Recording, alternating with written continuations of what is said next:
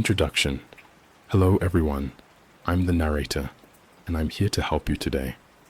I know you're using this video to sleep, so before we start, please like the video and subscribe to the channel. Also, let me know where you're from and what time it is as you're watching.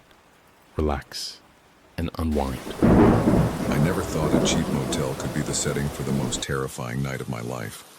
But as I lay here in the dark, listening to the footsteps outside my door, I realize how wrong I was. It all started when my car broke down on the outskirts of a small town I'd never heard of. The sun was setting, and I knew I needed to find a place to stay for the night. That's when I saw the flickering neon sign of the Pinewood Motel, its vacancy light a beacon of hope in the growing darkness. As I pulled into the parking lot, I couldn't shake the feeling that something was off. The place looked run down, with peeling paint and overgrown weeds pushing through cracks in the asphalt. But beggars can't be choosers, and I was desperate for a bed and a hot shower.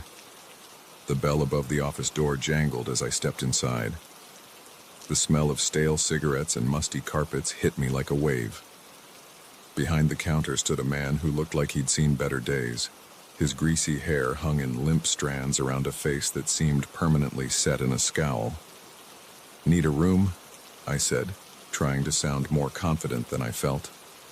The man's eyes roamed over me, lingering a bit too long for comfort. "Just you?" he asked, his voice rough as sandpaper. I nodded, suddenly wishing I wasn't alone. He handed me a key attached to a faded plastic tag.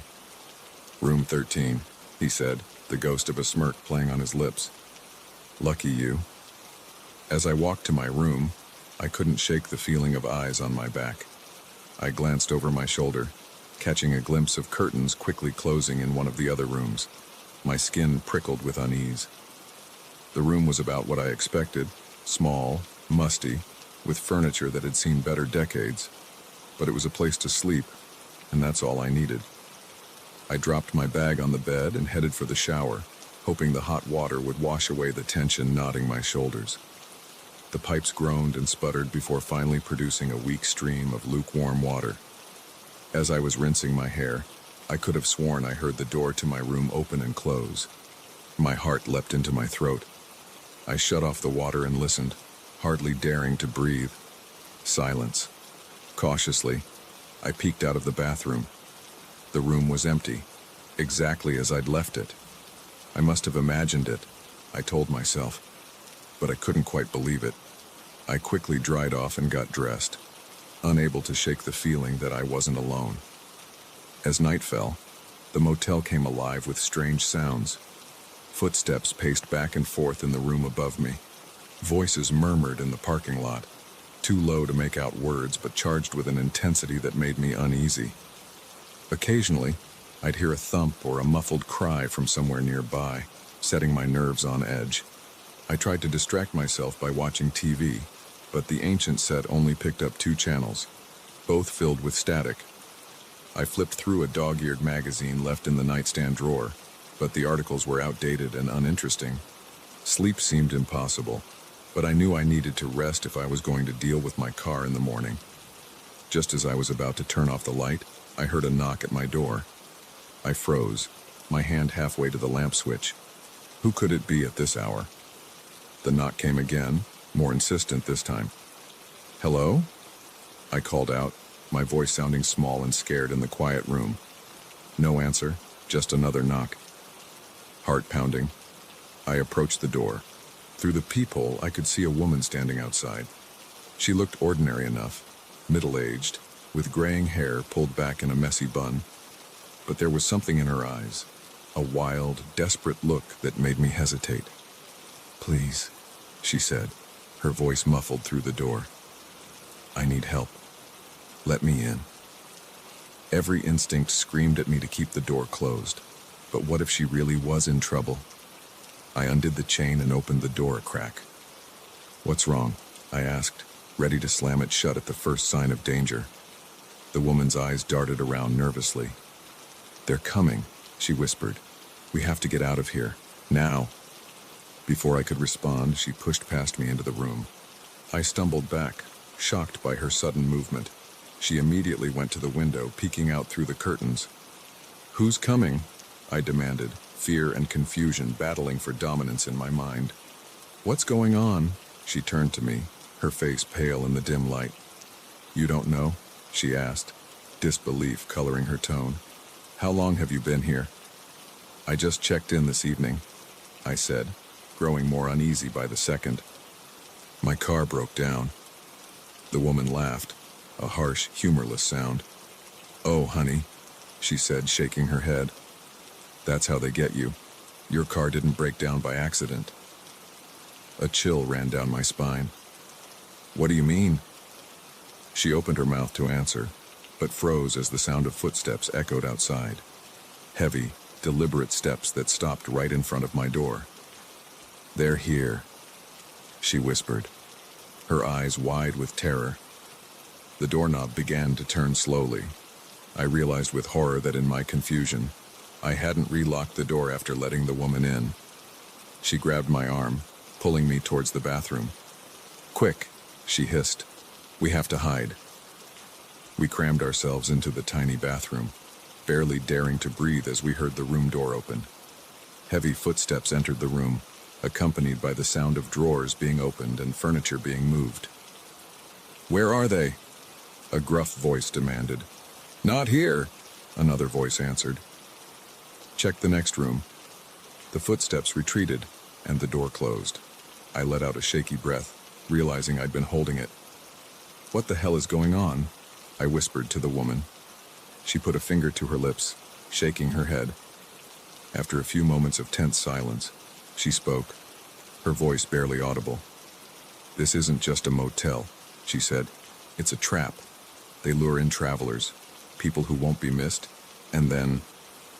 She trailed off, swallowing hard. "And then what?" I pressed, though I wasn't sure I wanted to know the answer. "They take them," she said simply. "Sell them, kill them for sport, use them for God knows what. I've been trying to escape for weeks." My mind reeled, struggling to process what she was saying. It sounded insane, like something out of a horror movie.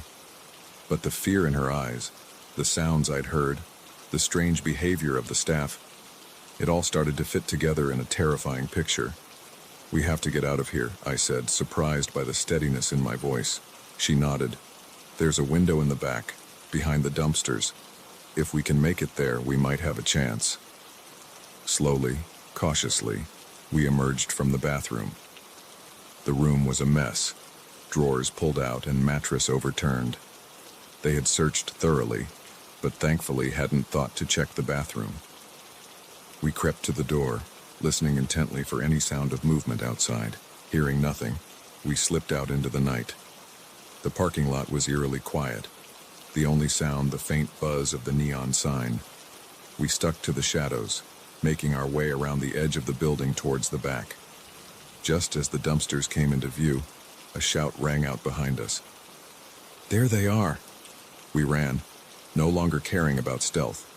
I could hear heavy footsteps pounding after us, gaining ground quickly. The woman reached the window first, struggling to push it open. I turned to look behind us and saw 3 men running towards us, their faces twisted with rage. With a final heave, the window creaked open. The woman scrambled through, then turned to help me. I was halfway through when I felt a hand grasp my ankle. I kicked wildly, connecting with something solid. The grip loosened, and I tumbled through the window onto the ground outside. We ran into the woods behind the motel, branches whipping at our faces as we crashed through the underbrush. I could hear our pursuers crashing through the trees behind us, but their voices grew fainter as we put distance between us. After what felt like hours, we finally stopped, gasping for breath. In the faint pre-dawn light, I could see a road ahead. We had made it. As we walked towards the road, hoping to flag down a passing car, the woman turned to me. "I'm Sarah," she said, offering a tired smile. "Alice," I replied, still trying to process everything that had happened. "Thank you, Alice," Sarah said softly. "I couldn't have made it out alone." I nodded, words failing me. As the sun began to rise, painting the sky in soft pinks and golds, I realized how close I had come to never seeing another dawn. The Pinewood Motel faded into the distance behind us, but I knew its horrors would haunt my dreams for years to come. The neon sign of Joe's Pizza flickered in the rearview mirror as I pulled away, the aroma of pepperoni and cheese filling my car. Little did I know that this routine delivery would lead me into a nightmare I never could have imagined. Sometimes, the most terrifying journeys begin with the most innocent of destinations. It was a slow Tuesday night, and I was grateful for the ping of the delivery app. Any extra cash was welcome, especially with rent coming due. The address was unfamiliar, somewhere on the outskirts of town where the streetlights grew sparse and the houses were few and far between. I hummed along to the radio, my headlights cutting through the darkness as I navigated the winding country roads. The GPS directed me to turn onto a narrow gravel driveway, barely visible among the overgrown bushes. As I drove deeper into the property, the trees seemed to close in around me, their branches reaching out like gnarled fingers. Finally, I spotted a house, if you could call it that. It was more like a dilapidated shack, its windows dark and its paint peeling. A single bulb flickered weakly above the front door, casting eerie shadows across the porch. I grabbed the pizza box and approached the house, gravel crunching under my feet. The silence was oppressive, broken only by the chirping of crickets and the distant hoot of an owl. I took a deep breath, trying to shake off the growing sense of unease, and knocked on the door. For a long moment, there was no response. I was about to knock again when I heard movement inside. Slow, shuffling footsteps approached the door. It creaked open, revealing a man who looked like he'd stepped out of a horror movie. He was tall and gaunt, with wild, unkempt hair and a scraggly beard. His eyes, sunken deep in their sockets, fixed on me with an intensity that made my skin crawl. Pizza delivery, I stammered, holding out the box. The man's face split into a grin, revealing yellow, crooked teeth. Yes, he said, his voice raspy. Come in, I'll get your money. Every instinct screamed at me to turn and run, but I reminded myself that I was just being paranoid. It was just an odd old man in a creepy house, nothing to be afraid of. I stepped inside and immediately regretted it. The smell hit me first, a musty, sour odor that made my nose wrinkle. The interior was dimly lit and cluttered, with stacks of newspapers and old furniture creating a maze-like path through the room. Just wait here, the man said, disappearing into another room. I stood awkwardly in the entryway, shifting my weight from foot to foot. My eyes darted around, taking in the strange decor. Faded photographs covered one wall, their subjects and eyes seeming to follow me, too. On a nearby table, I spotted something that made my blood run cold. A collection of newspaper clippings, all about missing persons in the area. The man returned, but instead of money, he held a gun. My heart leapt into my throat as he pointed it at me, that unsettling grin still plastered on his face. Now, he said, his tone casual as if he were discussing the weather, you're going to do exactly as I say. I raised my hand slowly, the pizza box falling to the floor with a dull thud. Look, man, I said, trying to keep my voice steady. I don't want any trouble. Just take my wallet and let me go. He laughed, a harsh, grating sound. Oh, I don't want your money, boy. You're going to help me with something far more important. He gestured with the gun, directing me further into the house. I had no choice but to comply, my mind racing with possible escape routes. We passed through a kitchen that looked like it hadn't been cleaned in years, pots and pans piled high in the sink, before entering what appeared to be a study. The room was dominated by a large desk covered in papers and strange-looking devices. Bookshelves lined the walls, filled with old volumes and jars containing things I didn't want to examine too closely. Sit, the man commanded, pointing to a chair in the corner. I sat, my legs feeling like jelly. What do you want from me? I asked, hating how my voice quavered. The man's eyes gleamed with a manic light. You, my young friend, are going to help me get my revenge. You see, the owner of that pizza place you work for, Joe, he ruined my life. He launched into a long, rambling story about how Joe had supposedly cheated him out of his life savings, driven him to bankruptcy, and destroyed his family. With each word, his agitation grew, spittle flying from his lips as he gesticulated wildly with the gun. I listened in horror, realizing I was dealing with someone who had completely lost touch with reality. This wasn't just a robbery gone wrong. This was the lair of a madman with a grudge. So you see, he concluded, leaning in close enough that I could smell his rancid breath. Joe needs to pay, and you're going to help me make that happen. How? I asked, my mouth dry with fear. He grinned again, that terrible yellow grin. You're going to call him, tell him you've had car trouble and need him to come out here. And when he arrives, he made a slashing motion across his throat. I felt sick. This lunatic wanted me to lure my boss to his death. I can't do that, I stammered. Please, just let me go. I won't tell anyone about this, I swear. The man's face darkened. You don't have a choice, boy. You'll do as I say, or you'll never leave this house alive. He shoved a phone into my hands. With trembling fingers, I dialed Joe's number, praying he wouldn't answer. But after 3 rings, I heard his familiar voice. Hello? I swallowed hard, the man's gun pressed against my temple. Hey, Joe, it's Mike. I've had some car trouble out on Old Mill Road. Could you come give me a hand? There was a pause, and for a moment I thought Joe might refuse. But then he sighed. All right, Mike, I'll be there in about 20 minutes. Sit tight. The call ended, and the man snatched the phone away, cackling with glee. Excellent, excellent, he crowed. Now, we wait. The next 20 minutes were the longest of my life. The man paced back and forth, muttering to himself and occasionally stopping to peer out the window. I sat frozen in the chair, my mind racing. I knew I had to do something, but with the gun trained on me, any move seemed impossible. As the sound of an approaching car reached us, the man's excitement grew palpable. It's time, he hissed, grabbing my arm and yanking me to my feet.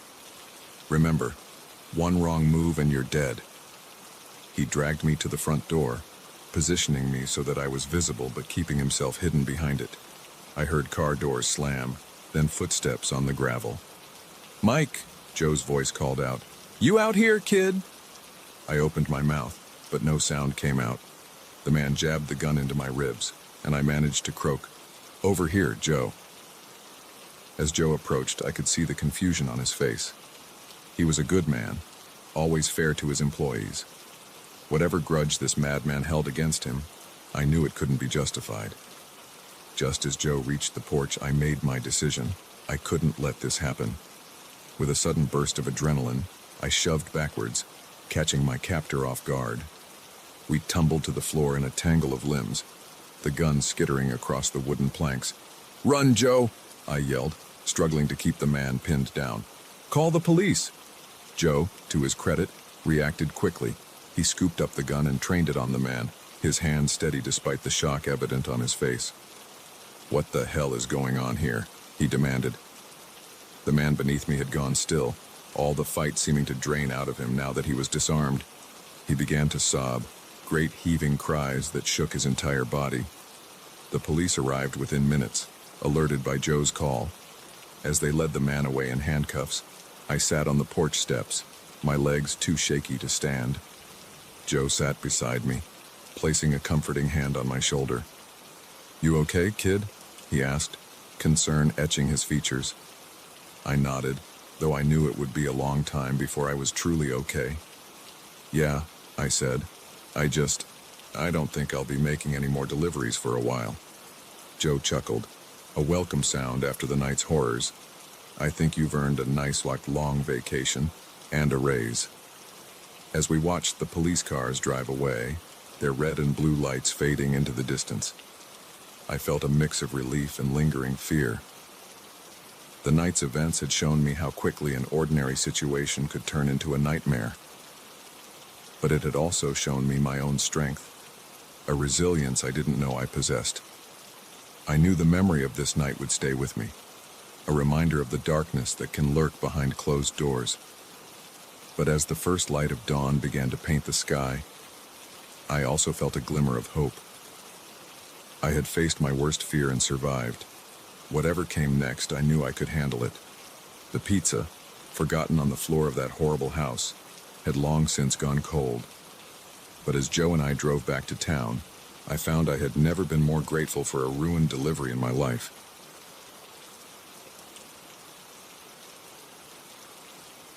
The snap of a twig under my boot echoed through the forest like a gunshot.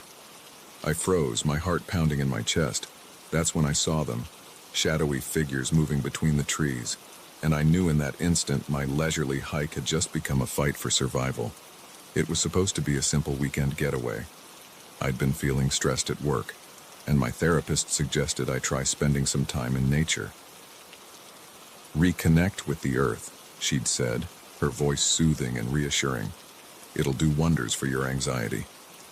So here I was, 3 hours into a hike in the Cascade Mountains, my backpack full of trail mix and bottled water, and not another soul in sight. Or so I thought. The day had started beautifully. The sun filtered through the canopy of evergreens, dappling the forest floor with warm light. The air was crisp and clean, filled with the scent of pine and damp earth. I felt my worries melting away with each step, the rhythm of my boots on the trail becoming a meditation of sorts.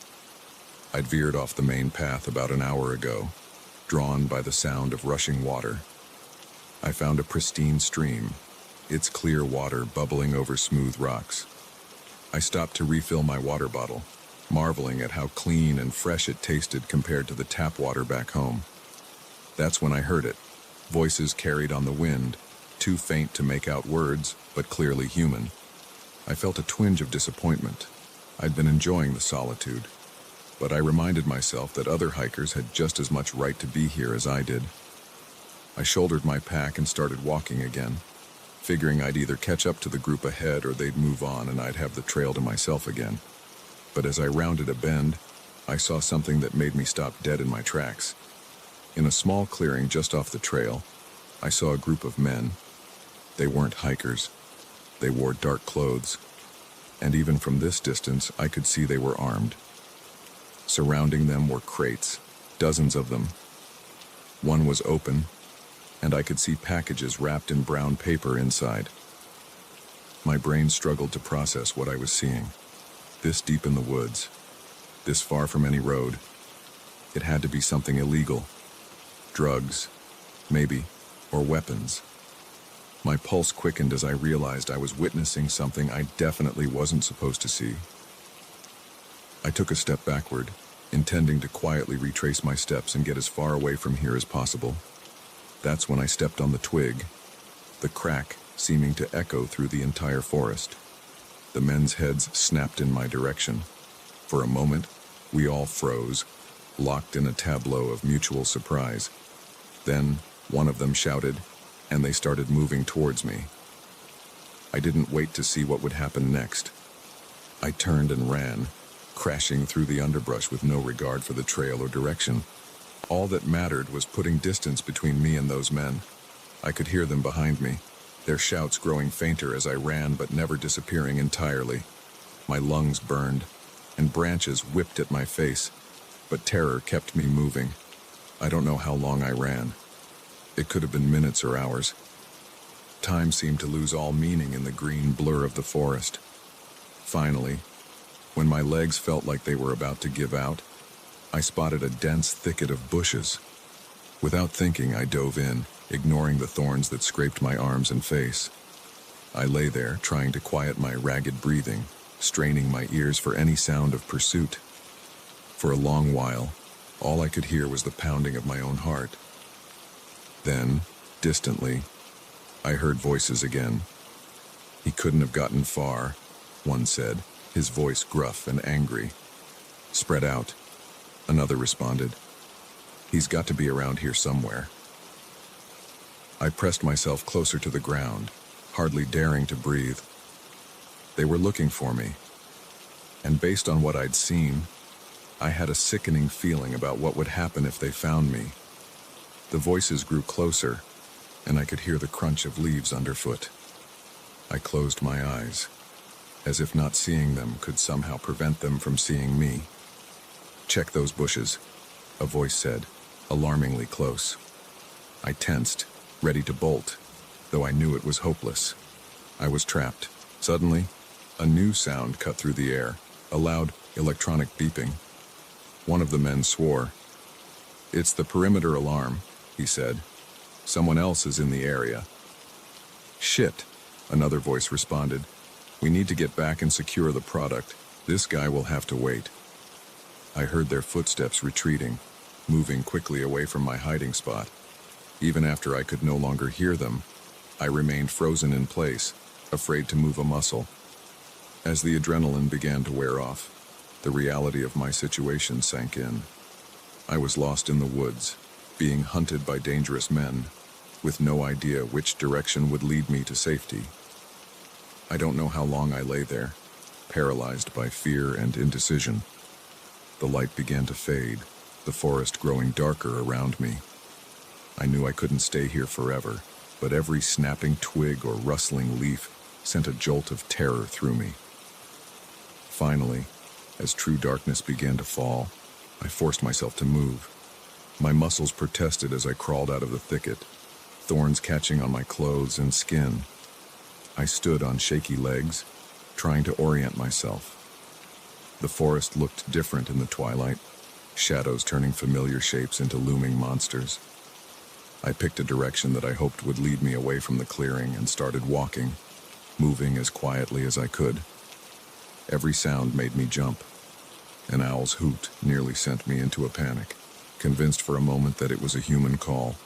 The crack of a branch in the distance had me diving for cover, only to realize it was probably just a deer or some other animal. I walked for what felt like hours, the darkness growing more complete. I was afraid to use my flashlight, worried it might attract attention, so I stumbled along by the faint light of the moon filtering through the trees. Just when I was beginning to lose hope, convinced I was walking in circles, I saw something that made my heart leap. Lights in the distance. Not the harsh glare of flashlights, but the warm glow of windows, civilization. I quickened my pace, hope giving me a second wind. As I got closer, I could make out the shape of buildings, a small cluster of cabins, a campground or ranger station, perhaps. I burst out of the tree line, probably looking like a madman with my torn clothes and wild eyes. A couple sitting around a campfire looked up in alarm. "Please," I gasped, my voice hoarse. "I need help. There are men in the woods, dangerous men. We need to call the police." The next few hours passed in a blur. The couple, Tom and Sarah, were kind enough to let me use their phone to call 911. They gave me water and a blanket, and sat with me while we waited for the authorities to arrive. I told my story to the park rangers, and then again to the police when they arrived. They took my statement seriously, immediately organizing search parties to sweep the area I'd come from. As the sun began to rise, painting the sky in brilliant pinks and oranges, a police officer approached me. "We found the clearing you described," he said. "There was evidence of recent activity, but whoever was there is long gone now. We'll keep investigating, but it looks like you stumbled onto a major drug operation." I nodded, too exhausted to feel much beyond a dull relief. The officer assured me they would need to ask more questions later, but for now, I was free to go. Tom and Sarah offered to drive me back to my car, an act of kindness I'll never forget. As we drove down the winding mountain road, I stared out the window at the peaceful forest. It looked so different in the morning light. Beautiful, serene, hiding no darker purpose. But I knew the truth now. I had seen the darkness that could lurk in even the most picturesque places. I knew it would be a long time before I could look at a forest the same way again. My therapist had suggested nature as a cure for my anxiety, but instead, It had given me a whole new set of fears. Yet as we drove further from the mountains, I felt a strange sense of strength growing within me. I had faced true danger and survived. Whatever challenges lay ahead in my normal life, I knew I could face them. The weekend getaway hadn't gone as planned, but as I finally reached my car and began the long drive home, I realized it had changed me in ways I never could have anticipated. The forest had shown me both the darkest and brightest aspects of human nature, the dangerous men who had hunted me, and the kind strangers who had taken me in. As the mountains receded in my rearview mirror, I made a silent promise to myself. I would not let this experience break me. Instead, I would use it as a reminder of my own resilience. The woods may have held danger, but they had also shown me my own strength, and that, I realized, was the greatest gift of all.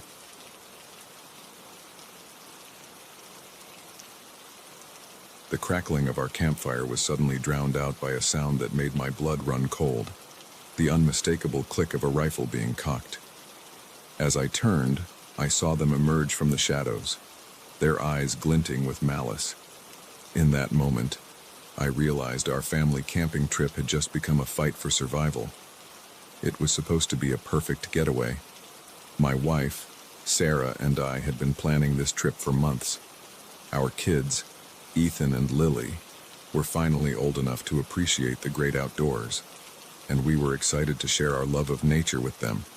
We'd chosen a remote spot in the Adirondacks, far from the crowded campgrounds and tourist traps. "It'll be an adventure," I told the kids, not realizing how prophetic those words would become. The first 2 days were everything we'd hoped for. We hiked through lush forests, marveled at crystal-clear streams, and spent our evenings roasting marshmallows around the campfire. Ethan, at 12, was full of questions about the plants and animals we encountered. 9-year-old Lily delighted in collecting pretty rocks and leaves.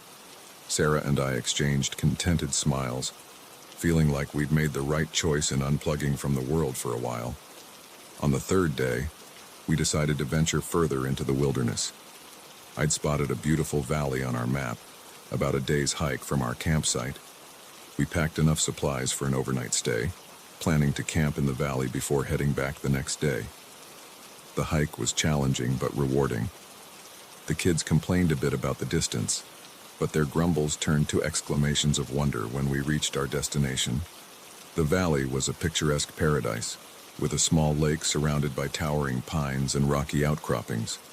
We set up camp near the lake, and I took Ethan fishing while Sarah and Lily looked for wildflowers. As the sun began to set, we gathered around our campfire, tired but happy. That's when everything changed. The first sign that something was wrong was a rustling in the bushes, too heavy to be a small animal. I saw Sarah tense up, her eyes scanning the tree line. Before I could say anything, they appeared. 3 men stepped into the firelight, and I felt my heart skip a beat. They weren't fellow hikers or park rangers. These men looked rough, with unkempt beards and tattered clothes. But it was their eyes that truly frightened me, cold and hard, filled with a hostility that made my skin crawl. Well, the tallest one drawled, his lips curling into a sneer. "Looks like we've got some city folk trespassing on our territory." I stood up slowly, trying to position myself between the men and my family.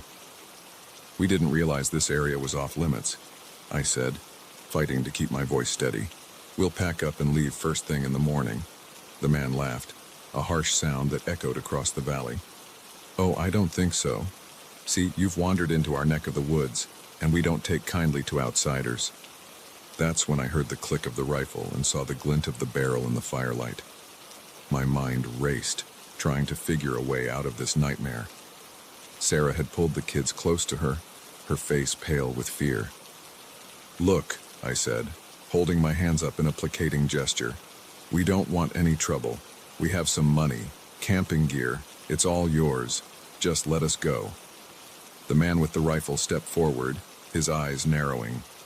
"It ain't about the money," he growled. "This is our land, has been for generations, and we've got ways of dealing with trespassers." A chill ran down my spine at his words. I realized with growing horror that these men had no intention of letting us leave.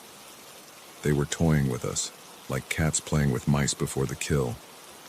In that moment, some primal instinct took over. "Run!" I shouted, grabbing the nearest thing I could use as a weapon, a burning log from the fire. I hurled it at the men, the sparks flying as it hit the one with the rifle. Chaos erupted.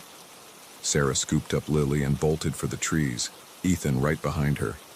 I heard the crack of the rifle, the bullet whizzing past my ear as I dove to the side. Adrenaline surged through me as I scrambled to my feet and ran after my family. We plunged into the dark forest, branches whipping at our faces as we fled. I could hear the men crashing through the underbrush behind us, their angry shouts echoing through the trees. My lungs burned and my legs ached, but terror drove me forward. "This way," I gasped, veering off to the right. I had a vague idea of the terrain from our hike earlier, and I was desperately trying to lead us towards rougher ground where we might lose our pursuers. We stumbled through a shallow stream, the cold water shocking my system. Lily was crying softly, her face buried in Sarah's shoulder. Ethan's breath came in ragged gasps, but he kept pace, his face set with determination. The sound of pursuit seemed to fade slightly, and I dared to hope we might be gaining some distance. But then I heard a yelp behind me, and turned to see Ethan sprawled on the ground, clutching his ankle. "I tripped," he whimpered, trying to stand but collapsing again with a grimace of pain. My heart sank. We couldn't leave him, but staying put wasn't an option. I could hear the men getting closer again, their voices carrying through the night air. "I'll carry him," I said to Sarah. "You take Lily and keep going. There's a ravine about a half-mile ahead. Hide there and wait for us." Sarah's eyes widened with fear. "John, no, we can't split up." "We don't have a choice," I insisted, already lifting Ethan onto my back. "Go, we'll be right behind you." With one last anguished look, Sarah turned and ran, Lily clinging to her like a lifeline. I adjusted Ethan's weight and set off as fast as I could manage, my son's arms wrapped tightly around my neck. We hadn't gone far when I heard a shout much too close for comfort. "There they are!" A bullet splintered the trunk of a tree just inches from my head. I ducked and weaved, my heart pounding so hard I thought it might burst from my chest. Ethan buried his face in my shoulder, his body shaking with silent sobs. I spotted a dense thicket of bushes and made a split-second decision. "Hold on tight," I whispered to Ethan, then plunged into the undergrowth. The thorns tore at my clothes and skin, but I pressed on, burrowing as deep into the thicket as I could. We lay there, hardly daring to breathe, as the men's footsteps drew near. I could smell their sweat and hear their labored breathing as they paused just feet from our hiding spot. "Where'd they go?" one of them growled. "They can't have gotten far," another replied. The boy was limping. My arms tightened around Ethan, silently willing him to stay quiet. For what felt like an eternity, we remained frozen, every snapping twig or rustling leaf sending a jolt of terror through me. Finally, mercifully, the men moved on, their voices fading into the distance. I waited several more minutes before cautiously emerging from our thorny sanctuary. "You okay, buddy?" I asked Ethan, brushing leaves from his hair. He nodded bravely, though I could see the fear in his eyes. "Dad, who are those men? Why are they chasing us?" I wish I had a good answer for him. "I don't know, son," I said honestly. "But we're going to be okay. We just need to find Mom and Lily, then we'll get out of here." We set off again, moving as quietly as we could through the dark forest. Every shadow seemed to hide a threat, every sound a potential danger. But gradually, I began to recognize landmarks from our earlier hike. We were getting close to the ravine where I'd told Sarah to hide. As we approached, I heard a faint whisper. "John? Ethan?" Relief flooded through me as Sarah and Lily emerged from behind a large boulder. We embraced fiercely, all of us shaking with a mixture of fear and gratitude at being reunited. But we couldn't afford to relax yet. Those men were still out there, and we were lost in the wilderness with no supplies and an injured child. We needed a plan. There's a ranger station about 10 miles from here, I said, trying to recall the details of our map. If we can make it there, we'll be safe. It was a daunting journey, especially in our condition, but as I looked at my family, tired, scared, but alive and together, I knew we had no choice. We had to try. As the first light of dawn began to filter through the trees, we set off. The forest that had seemed so welcoming just days ago now felt oppressive and dangerous, but with each step, we were moving closer to safety and further from the nightmare behind us. I didn't know if we'd make it. I didn't know if those men were still hunting us or what would happen if they caught up. But I did know one thing. I would do whatever it took to protect my family. We had survived the night against all odds, and somehow, some way, we would survive this too. As we walked, I realized that this ordeal had changed us all. The carefree family that had arrived in these woods was gone. In its place was something stronger, forged in the crucible of fear and desperation. Whatever happened, we would face it together. And so we pressed on, into the unknown, clinging to hope and to each other.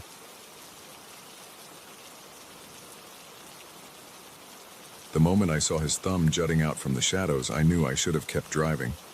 But something, pity, curiosity, or just plain stupidity, made me slow down. Little did I know, I was about to pick up a nightmare. It had been a long day on the road. I was on my way back from a business trip, the monotony of the highway broken only by the occasional flicker of headlights from oncoming traffic. The radio kept me company, playing a mix of old rock songs and late-night talk shows. As I rounded a bend, my headlights caught a solitary figure standing on the shoulder. He was tall and thin, with a backpack slung over one shoulder. His thumb was outstretched, the universal sign of a hitchhiker. I'd passed dozens of hitchhikers in my life without a second thought, but something about this one made me pause. Maybe it was the lateness of the hour, or the fact that we were miles from anywhere. Whatever the reason, I found myself easing onto the shoulder, gravel crunching under my tires as I came to a stop. The man approached my passenger window, and I rolled it down a crack. Up close, he looked to be in his mid-30s, with a scruffy beard and intense eyes that seemed to bore right through me. "Where you headed?" I asked, trying to sound casual despite the unease creeping up my spine. "Just up the road a ways," he replied, his voice surprisingly soft. "My car broke down a few miles back. Just need to get to the next town." I hesitated for a moment, my hand hovering over the door lock. Every instinct told me to drive away, to leave this stranger in my rearview mirror. But the rational part of my brain argued that I was being paranoid. He was just a guy down on his luck, right? "Hop in," I said, unlocking the door. He slid into the passenger seat, his backpack nestled between his feet. As we pulled back onto the highway, I caught a whiff of cigarette smoke and something else I couldn't quite place. "I'm John," I said, more to break the silence than out of any real desire to chat. "Mike," he replied, his eyes fixed on the road ahead. We drove in silence for a while, the only sound the hum of the engine and the occasional static from the radio. I kept sneaking glances at Mike, trying to get a read on him. His hands were clasped tightly in his lap, his knuckles white with tension. "So, what happened to your car?" I asked, hoping to ease the tension. Mike shrugged. "Engine trouble. Been having problems with it for a while now." "That's tough," I sympathized. "At least you'll be able to get it looked at in the next town." He nodded but didn't respond. The silence stretched on, growing more uncomfortable by the minute.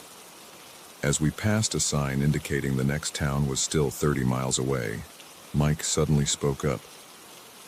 "Mind if we take a little detour? There's a rest stop coming up. I could use a bathroom break." I hesitated. The idea of stopping in the middle of nowhere with this stranger didn't sit well with me, but refusing seemed paranoid and rude. "Sure," I said, trying to keep my voice neutral. I could use some coffee anyway. We pulled into the rest stop a few minutes later. It was deserted, the vending machines and restrooms islands of light in the darkness. As Mike got out of the car, I noticed him grab his backpack. Something about the way he clutched it made my skin prickle. "I'll just be a minute," he said, heading towards the restrooms. I watched him go, then got out to stretch my legs. The night air was cool, a welcome change from the stuffiness of the car. I walked over to the vending machines, fishing some change out of my pocket for a coffee.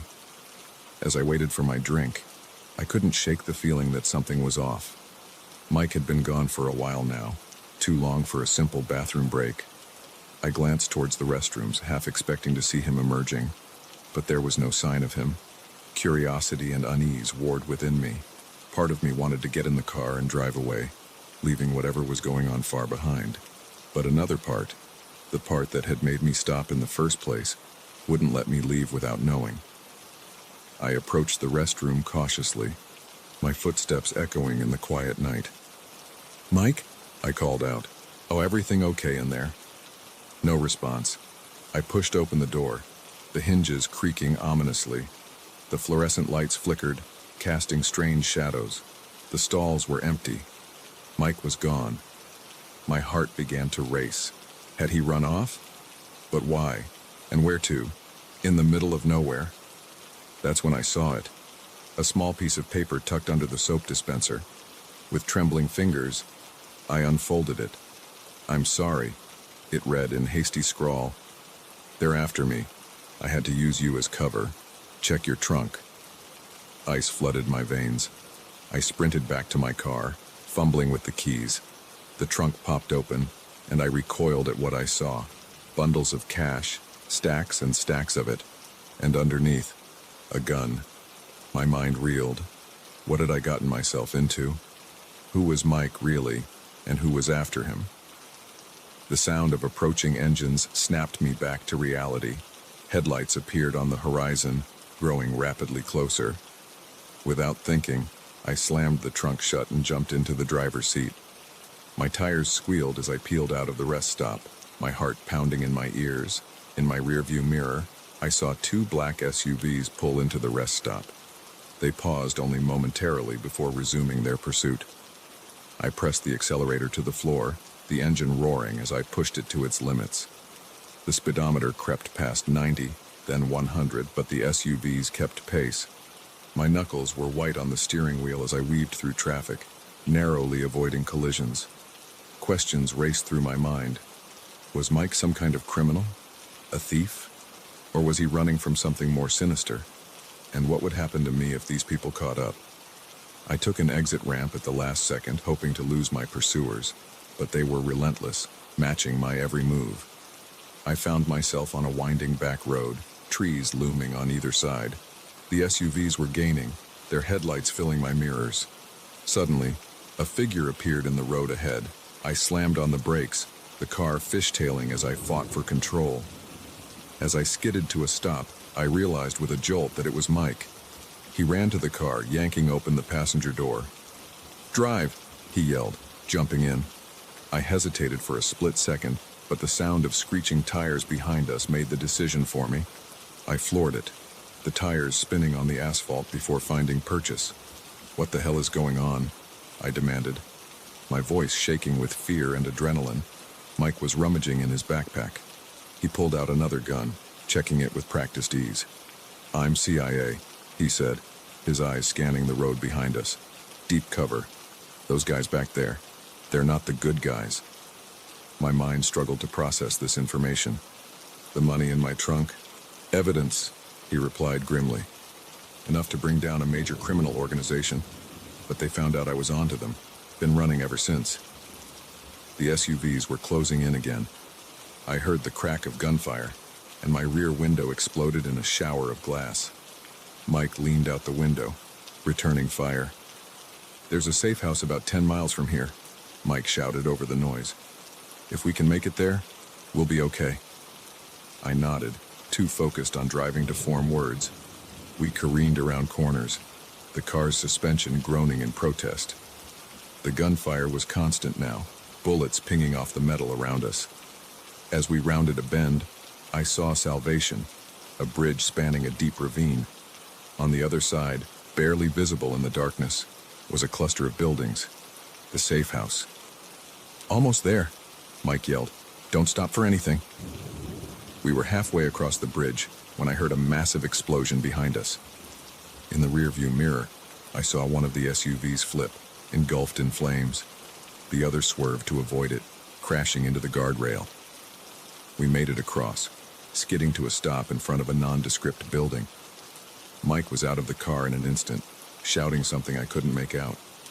Armed men emerged from the building, quickly surrounding us. As the adrenaline began to fade, the reality of what had just happened hit me like a truck. I sat there, hands still gripping the steering wheel, as Mike talked urgently with the other agents. Eventually, he came back to the car. "You okay?" he asked, his voice gentler than I'd heard it all night. I nodded numbly. "What happens now?" "Now, you're a hero," he said with a small smile. "You helped bring down a major criminal operation, but for your safety, we'll need to keep you here for a while, just until we tie up all the loose ends." As I followed Mike into the building, my mind was still reeling. In the span of a few hours, my life had been turned upside down. I'd gone from a simple businessman to an unwitting accomplice in an international sting operation. But as the door closed behind us, sealing us off from the chaos outside, I felt an odd sense of calm. I'd faced death and come out the other side. Whatever came next, I knew I could handle it. After all, I'd already survived the ride of my life.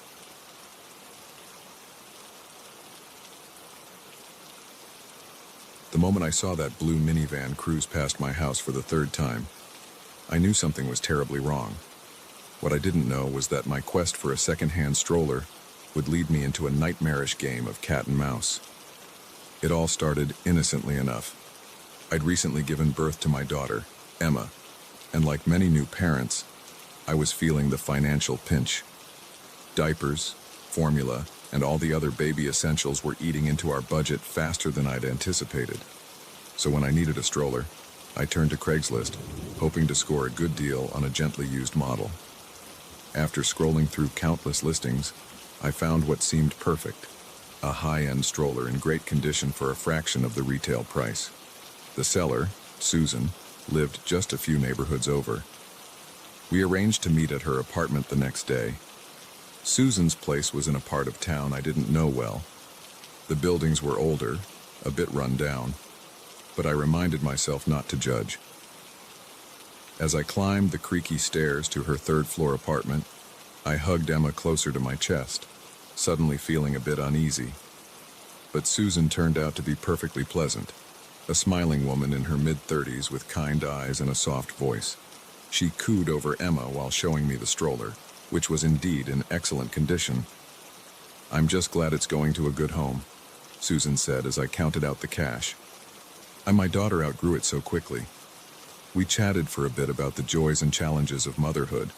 Before I left, she even gave me a bag of baby clothes her daughter had outgrown. I left feeling like I'd not only gotten a great deal, but maybe made a new mom friend. That evening, as I was putting Emma to bed, my phone buzzed with a text from Susan. "Hope you got home safely. Enjoy the stroller." I thought it was a nice gesture, if a bit unnecessary. I sent back a quick thanks and thought nothing more of it. But over the next few days, I started noticing things. Small things at first, easy to dismiss. A car that looked like Susan's parked down the street from our house. A glimpse of someone who resembled her at the grocery store, quickly disappearing down another aisle when I looked again. I told myself I was being paranoid. Lack of sleep and new mom anxiety were playing tricks on my mind. But then came the blue minivan. I first noticed it on a Tuesday afternoon. I was in the front yard pushing Emma in her new stroller when it drove by slowly.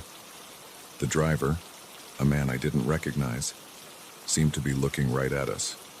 A chill ran down my spine, but I shook it off. Just a coincidence, I told myself. An hour later, it passed by again. This time, I was sure the driver was watching us. When it came around a third time, my heart began to race. I hurried inside, locking the door behind me. That night, I confided in my husband, Mark. "I think someone's watching us," I said, feeling slightly ridiculous even as the words left my mouth. Mark listened patiently, but I could see the skepticism in his eyes. "Honey, you're exhausted," he said gently. "Your mind is probably just playing tricks on you. Why would anyone be watching us?" I wanted to believe him, but the next day, as I was coming back from a walk with Emma, I saw Susan. She was across the street, partially hidden behind a tree, watching my house. When she saw me notice her, she quickly walked away. Now I was sure something was wrong. I called the non-emergency police line, but they weren't much help. Without any concrete evidence of a threat, there wasn't much they could do. They advised me to keep a record of any suspicious activities and call 911 if I ever felt in immediate danger. Over the next week, the sightings continued.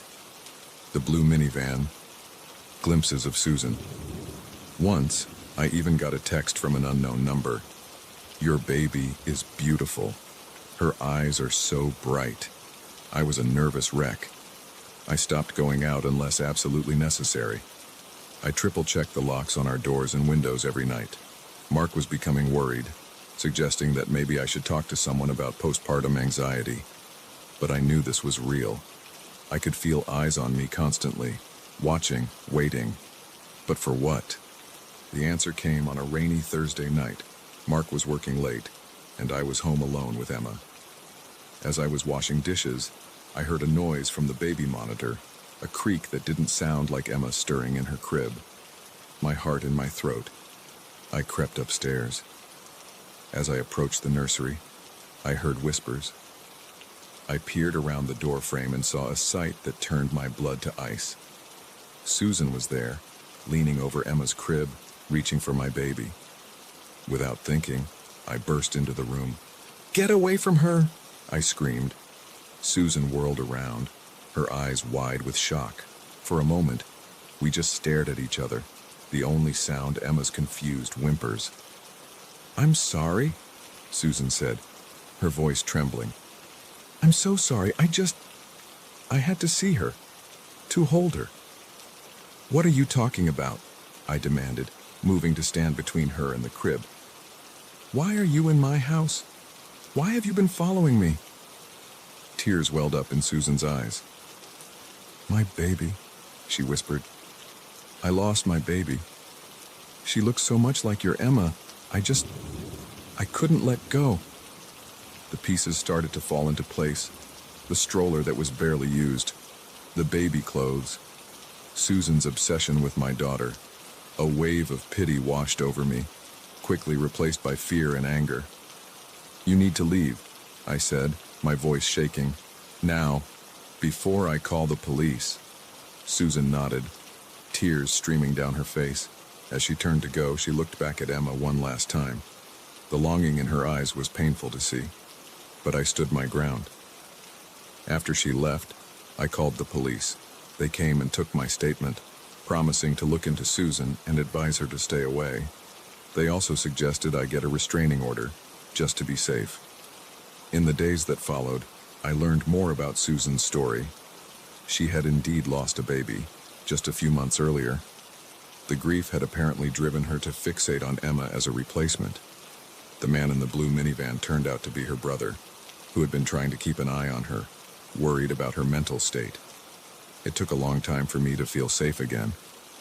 We installed a security system, and I went to therapy to deal with the anxiety the ordeal had caused. Gradually, life returned to something resembling normal, but I never forgot the lesson I learned, that sometimes the greatest dangers can come from the most unexpected places, that a simple act of kindness, selling a used stroller to a fellow mom, could open the door to a nightmare. Now, years later, I still think about Susan sometimes. I hope she got the help she needed, and while I'm more cautious now, I try not to let fear rule my life. After all, Emma is growing up fast, and I don't want to miss a moment of it worrying about what might be lurking in the shadows. As I watch Emma play in our backyard, her laughter ringing out in the summer air, I'm reminded of how precious and fragile life can be. And I'm grateful, not just for her safety, but for the strength I found within myself during those terrifying days. It's a strength I carry with me always, ready for whatever challenges life might bring next.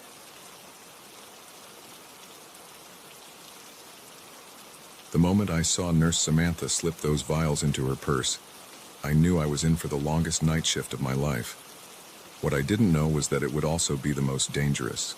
My name's Mike, and I've been working as a janitor at St. Andrew's Hospital for almost a year now. It's not a glamorous job, but it pays the bills, and most nights, it's pretty quiet. I do my rounds, mop the floors, empty the trash, and generally keep the place tidy for the day shift. Nothing too exciting. That all changed on a Tuesday night in October. I remember it clearly because it was unseasonably cold, and I'd forgotten my jacket at home. I was shivering as I pushed my cart down the dimly lit corridors of the third floor, the wheels squeaking slightly with each turn. It was around 3 a.m. when I first noticed something off. Nurse Samantha, one of the night shift regulars, was acting strange near the supply closet. Now, Samantha had always been a bit intense. She was a big woman, tough as nails, with a reputation for being volatile. Most of the staff gave her a wide berth. But this was different. She kept glancing around nervously, checking over her shoulder as she fumbled with the door lock. My curiosity got the better of me, and I quietly wheeled my cart closer, pretending to be engrossed in wiping down a handrail. What I saw next made my blood run cold. Samantha carefully opened the closet and began removing vials of medication, stashing them in her bag. This wasn't just grabbing an extra Band-Aid or some gauze. These were serious drugs, the kind kept under lock and key. I froze, unsure of what to do. Part of me wanted to confront her right then and there, but another part, the part that valued my safety, told me to keep quiet. Samantha was a big woman, and I'd seen her lose her temper before. Plus, if she was stealing drugs, who knew what else she might be capable of? I decided to keep my head down and observe. For the rest of my shift, I kept a discreet eye on Samantha. She moved from room to room, administering medications as usual. But every now and then, when she thought no one was looking, she'd slip something into her pocket or purse. As the night wore on, my anxiety grew. I couldn't just ignore what I'd seen. Patient lives could be at stake. But how could I expose her without putting myself in danger? Around 4 a.m., I saw my chance. Samantha disappeared into the supply closet again. This time, I positioned myself nearby, pretending to mop the floor. When she emerged, I could see her bag was bulging, the outline of vials visible through the fabric. I took a deep breath and decided to confront her. "Samantha," I said quietly, trying to keep my voice steady. "I saw what you were doing in the supply closet." She froze, her eyes narrowing as they met mine. "What are you talking about?" she snapped, her tone defensive. "I saw you taking medication," I replied, fighting to keep my voice low. "You're smuggling drugs out of here." Her face turned red with anger. Before I could react, she lunged forward, grabbing me by the collar of my uniform. "You don't know what you're talking about," she hissed, her face inches from mine. "Mind your own business."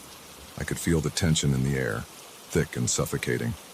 Samantha was unpredictable, and I knew I had to tread carefully. "I'm not going to let this go," I said firmly. "I have to report it." Her grip tightened, and for a moment, I thought she might actually hit me. But then she let go, shoving me backward. I stumbled, nearly losing my balance. "If you say anything," she growled, "I'll make sure you regret it." With that, she stormed off, leaving me shaken and unsure of what to do next. I knew I couldn't just let this slide, but I was terrified of what Samantha might do if I reported her. For the next hour, I went about my duties in a daze, constantly looking over my shoulder, half expecting Samantha to jump out at me. My mind raced with possible scenarios. What if she cornered me in a deserted part of the hospital? What if she had accomplices? As dawn approached, I made my decision. I couldn't live with myself if I stayed silent. What if a patient got the wrong medication or not enough because of Samantha's theft? I had to do something. With trembling hands, I picked up the phone in the janitorial closet and dialed the hospital administrator's emergency line. To my relief, Dr. Patel, one of the senior physicians, answered. "Dr. Patel," I said, my voice barely above a whisper. "I need to report something. It's about Nurse Samantha. She's been stealing medication from the supply closet." There was a pause on the other end of the line. "That's a serious accusation, Mike," Dr. Patel said gravely. "Are you sure about this?" I recounted what I'd seen, my voice growing steadier as I spoke. Dr. Patel listened intently, asking a few clarifying questions. "All right, Mike," he said finally. "You did the right thing by reporting this. Stay where you are. I'm coming down there now, and we'll handle this together." The next few minutes felt like hours as I waited for Dr. Patel. Every sound made me jump, convinced it was Samantha coming to confront me. When Dr. Patel finally arrived, accompanied by 2 security guards, I nearly wept with relief. We found Samantha in the break room, pouring herself a cup of coffee. Her face drained of color when she saw us enter. "Samantha," Dr. Patel said, his voice firm but calm, "we need to talk about some missing medication." What happened next was a blur. Samantha tried to run, but the security guards blocked her path. As they restrained her, her bag fell to the floor, spilling out dozens of vials and syringes. The evidence was undeniable. Samantha broke down, alternating between sobbing and shouting threats at me. As the security guards led her away, Dr. Patel put a hand on my shoulder. "You did a brave thing, Mike," he said. "You may have saved lives today." In the days that followed, the full extent of Samantha's theft came to light. She'd been stealing drugs for months, selling them on the street to feed her own addiction. The hospital implemented stricter security measures, and I was commended for my bravery. But the experience left its mark on me. For weeks, I jumped at every shadow, convinced Samantha or one of her contacts might come seeking revenge. I considered quitting, finding a job where the most dangerous thing I might encounter was a slippery floor. But then I remembered Dr. Patel's words. I had made a difference. I had potentially saved lives. And that thought gave me the courage to keep going. Now, months later, I still work the night shift at St. Andrews. The halls are quiet once again, but I approach my job with a new sense of purpose. I'm not just keeping the floors clean, I'm keeping an eye out, staying vigilant. Because I learned something important that night. In a hospital, every role is crucial. From the surgeons to the janitors, we're all part of a team dedicated to saving lives and keeping patients safe. And sometimes, that means having the courage to speak up, even when it's scary. As I push my cart down the corridor, the wheels squeaking softly in the night, I feel a sense of pride. I'm not just a janitor. I'm a guardian, a protector of this healing place. And if another Samantha ever shows up, well, I'll be ready. The night shift may be long, and at times it may be dangerous. But it's my shift, my responsibility, and I wouldn't have it any other way.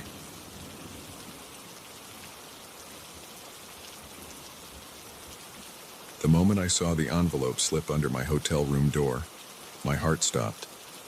In a foreign country, with no money, no ID, and a growing sense that I was being hunted, that innocent-looking piece of paper might as well have been a ticking bomb. I'd always dreamed of traveling the world.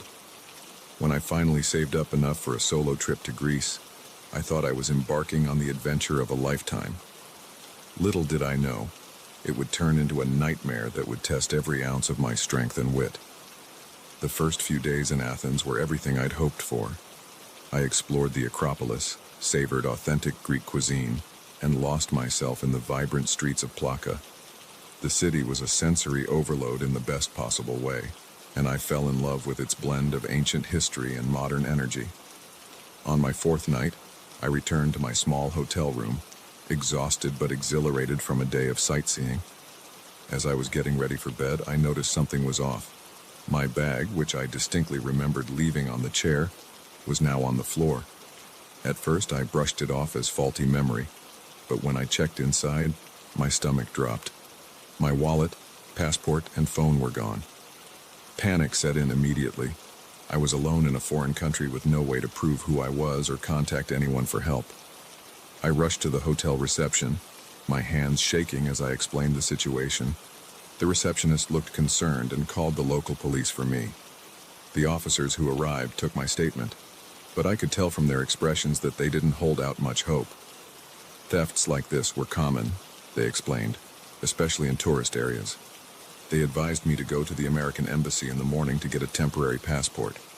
That night was one of the longest of my life. I barely slept, jumping at every sound in the hallway, convinced the thief might return. When morning finally came, I made my way to the embassy, my nerves frayed and my spirit dampened. The embassy staff were sympathetic but bureaucratic. They took my details and said it would take a few days to process everything. In the meantime, they provided me with some emergency cash and helped me find a cheaper hostel to stay in while I waited. As I settled into my new, more Spartan accommodations, I couldn't shake the feeling that something wasn't right. It wasn't just the theft. There was something more sinister at play. I kept catching glimpses of people watching me. A man in a dark suit at a cafe across the street. A woman who seemed to be following me through the market. I tried to tell myself I was being paranoid, that the stress of the situation was making me imagine things. But then came the envelope. I had just returned to my room after another frustrating day of waiting for news from the embassy. The plain white envelope lay there on the floor, innocuous yet terrifying. With trembling hands, I picked it up and opened it. Inside was a single sheet of paper with a message scrawled in messy handwriting. "Stay away. This is your only warning." My blood ran cold. What did it mean? Stay away from what? Who was warning me? And why? I called the front desk immediately, explaining about the envelope. They assured me they would take it seriously and increase security measures. That night, I barely slept. Every creak of the old hostel made me jump. I kept imagining footsteps outside my door, shadows moving under the crack. When morning finally came, I was a wreck. I decided I couldn't stay in my room feeling like a sitting duck. I needed to be around people, to feel some semblance of safety. I went down to the lobby, planning to camp out there for the day. As I sat in a worn armchair, pretending to read a book while actually scanning every person who entered, I noticed a man watching me. He was middle-aged, with salt and pepper hair, and a face that looked like it had seen too much sun. When he realized I had spotted him, he approached. "American?" he asked in a thick accent I couldn't place. I nodded warily, my body tensing for flight. He leaned in close, his voice barely above a whisper. "You're in danger. They think you have something that belongs to them." Before I could ask who they were or what they thought I had, he was gone, melting into the crowd outside the hostel doors. My mind raced. Was this connected to the theft? Had I somehow stumbled into something bigger than a simple robbery? I felt like I was in the middle of a spy thriller, except this was terrifyingly real. I spent the rest of the day in a state of hypervigilance, constantly looking over my shoulder. Every stranger on the street became a potential threat. I couldn't shake the feeling that I was being watched, hunted. As night fell, I knew I couldn't go back to my room. It didn't feel safe anymore. I walked the streets of Athens, moving from one 24-hour cafe to another, never staying in one place too long. The city that had seemed so magical just days ago now felt oppressive and dangerous. Around midnight, I saw them, two men in dark clothes, moving with purpose through the thinning crowds. They were scanning faces, and I knew instinctively they were looking for me. I ducked into a narrow alleyway, my heart pounding so loud I was sure they would hear it. I heard their footsteps at the entrance of the alley. "She must have gone this way," one of them said in Greek-accented English. I pressed myself against the wall, hardly daring to breathe. They were so close I could smell the cigarette smoke on their clothes. Just when I thought they would discover me, a cat knocked over a trash can further down the alley. The noise startled them, and they moved past my hiding spot to investigate. I didn't wait to see if they would come back. As soon as they were out of sight, I ran. I had no destination in mind, just an overwhelming need to get away. I ran until my lungs burned and my legs felt like jelly. When I finally stopped to catch my breath, I found myself near the ancient agora. The ruins stood silent in the moonlight, a reminder of a civilization that had endured far greater challenges than what I was facing. Somehow, that thought gave me strength. I spent the rest of the night moving from shadow to shadow, always alert, always watching. As dawn broke, I made my way back to the American embassy. I didn't know if I could trust them, but I had nowhere else to turn. To my surprise, there was already someone waiting for me. The salt and pepper haired man from the hostel. He flashed a badge identifying him as an Interpol agent. "We've been watching you," he said, his tone softer than I expected. "You unknowingly checked into a hotel that's a front for a major counterfeiting operation. They thought you were one of us." The relief I felt at finally understanding what was happening was overwhelming. I wasn't crazy. I wasn't paranoid. The danger had been real. The next few days were a whirlwind. I gave statements to Interpol and the local police. My stolen belongings were recovered, minus the cash. The Interpol agent, whose name was Dmitri, explained that the theft had been a standard tactic to keep tourists quiet about what they might have seen in the hotel. As I finally boarded my flight home, my emotions were mixed. I was relieved to be safe, but also strangely exhilarated. I had faced my worst fears and survived. I had been alone in a foreign country, hunted and afraid, and I had made it through. The Greece I was leaving wasn't the Greece I had arrived to see. The romantic notions of ancient ruins and Mediterranean beaches had been replaced by a grittier, more complex reality. But I was leaving with something far more valuable than tourist snapshots. I was leaving with a newfound confidence in my own resilience. As the plane took off, I looked out at the twinkling lights of Athens below. I knew that somewhere down there, life was going on as usual.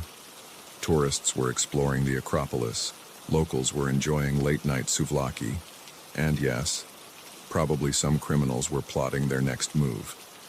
But I was different now. I had seen the darker side of travel, and I had survived it. Whatever challenges lay ahead in my normal life back home, I knew I could face them. After all, they couldn't be scarier than being hunted through the streets of a foreign city, right? As Greece faded into the distance, I smiled to myself. This might not have been the trip I planned, but it was certainly one I would never forget. And isn't that, after all, what travel is all about?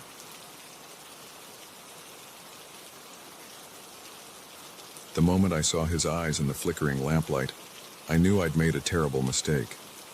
The man I'd rescued from the churning sea wasn't a victim of the storm. He was its human embodiment, and I'd just invited chaos into my sanctuary. I've been the keeper of the Morro Point Lighthouse for nearly 2 decades. It's a solitary life, but one I've grown to love. The rhythmic flash of the beacon, the crash of waves against the rocky shore, the cry of seagulls. These have been my constant companions. I've weathered countless storms from my perch high above the ocean, always feeling safe and secure within these sturdy stone walls. But nothing could have prepared me for that night. The storm had been raging for hours, one of the worst I'd seen in years. The wind howled like a banshee, rain lashed against the windows, and lightning split the sky in jagged bursts. I was up in the lantern room, making sure the light stayed strong and true, when I saw him. At first, I thought my eyes were playing tricks on me.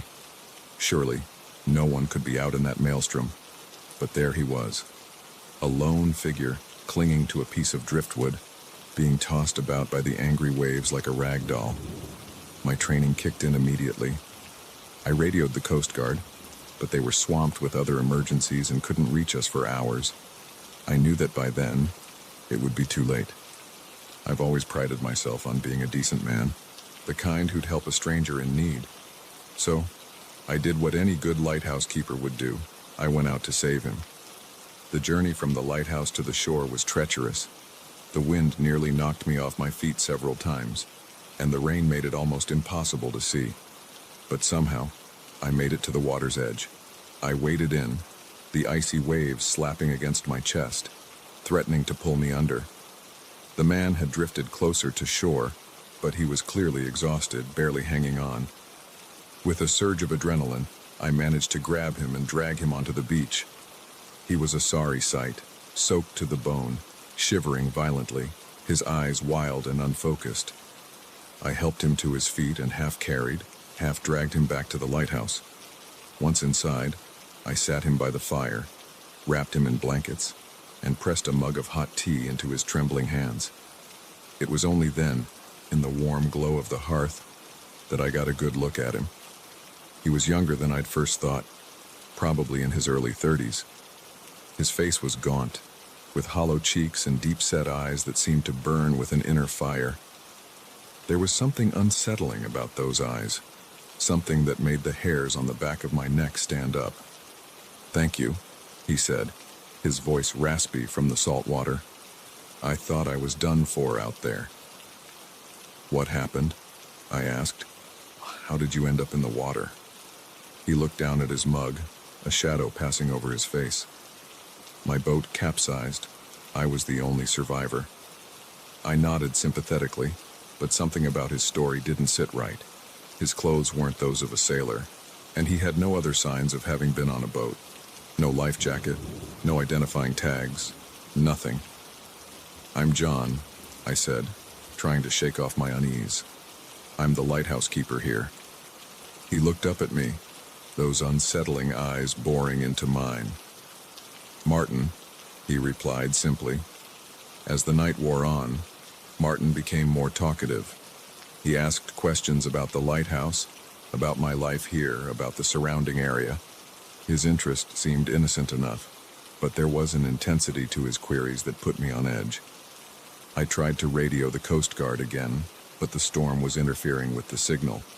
We were on our own, at least until morning. As I prepared a makeshift bed for Martin in the living quarters, I couldn't shake the feeling that I'd made a mistake in bringing him here. But what choice did I have? I couldn't have left him to drown. I showed Martin to his room and retreated to my own, locking the door behind me, something I'd never felt the need to do before. Sleep eluded me that night, my mind racing with doubts and fears.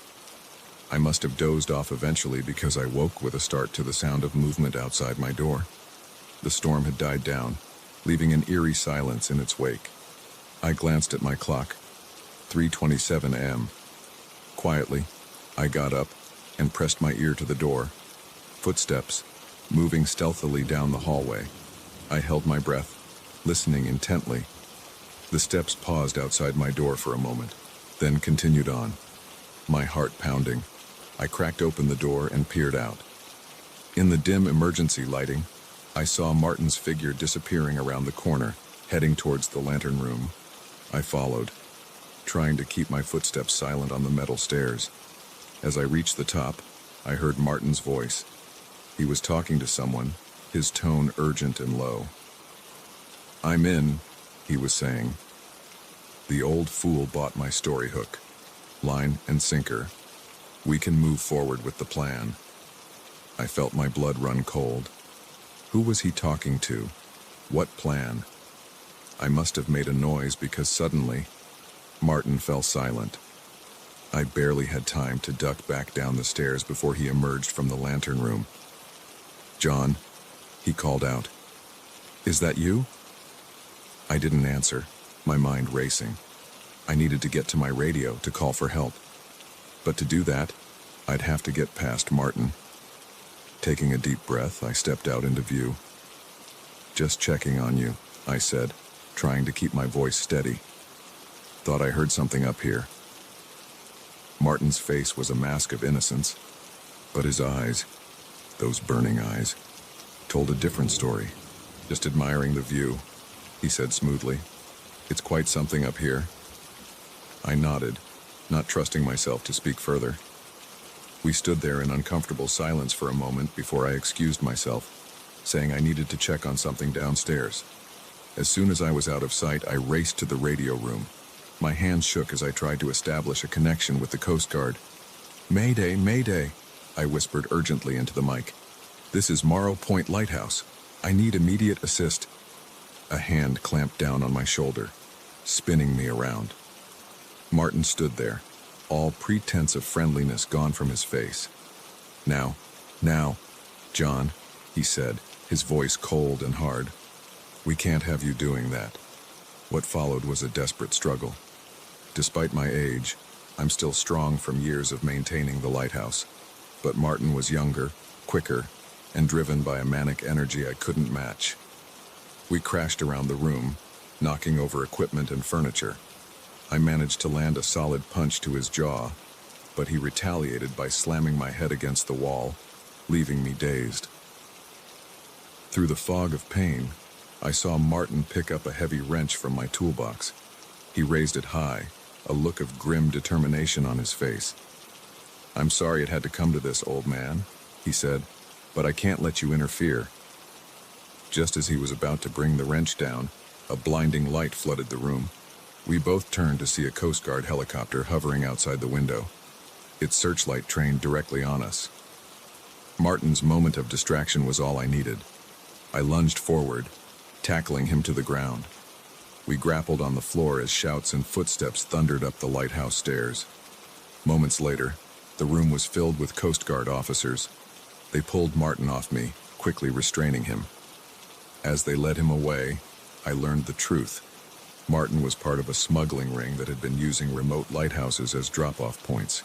They'd been planning to take over Morrow Point for months, seeing it as the perfect, isolated spot for their operations. The storm that had brought Martin to my door had been entirely manufactured, a ploy to gain entry to the lighthouse and overpower its solitary keeper. In the days that followed, as I nursed my bruises and gave statements to various law enforcement agencies, I couldn't help but reflect on how close I'd come to disaster. My desire to help, my basic human decency, had nearly been my undoing. But as I stood in the lantern room, watching the beams sweep out over the calm sea, I realized something.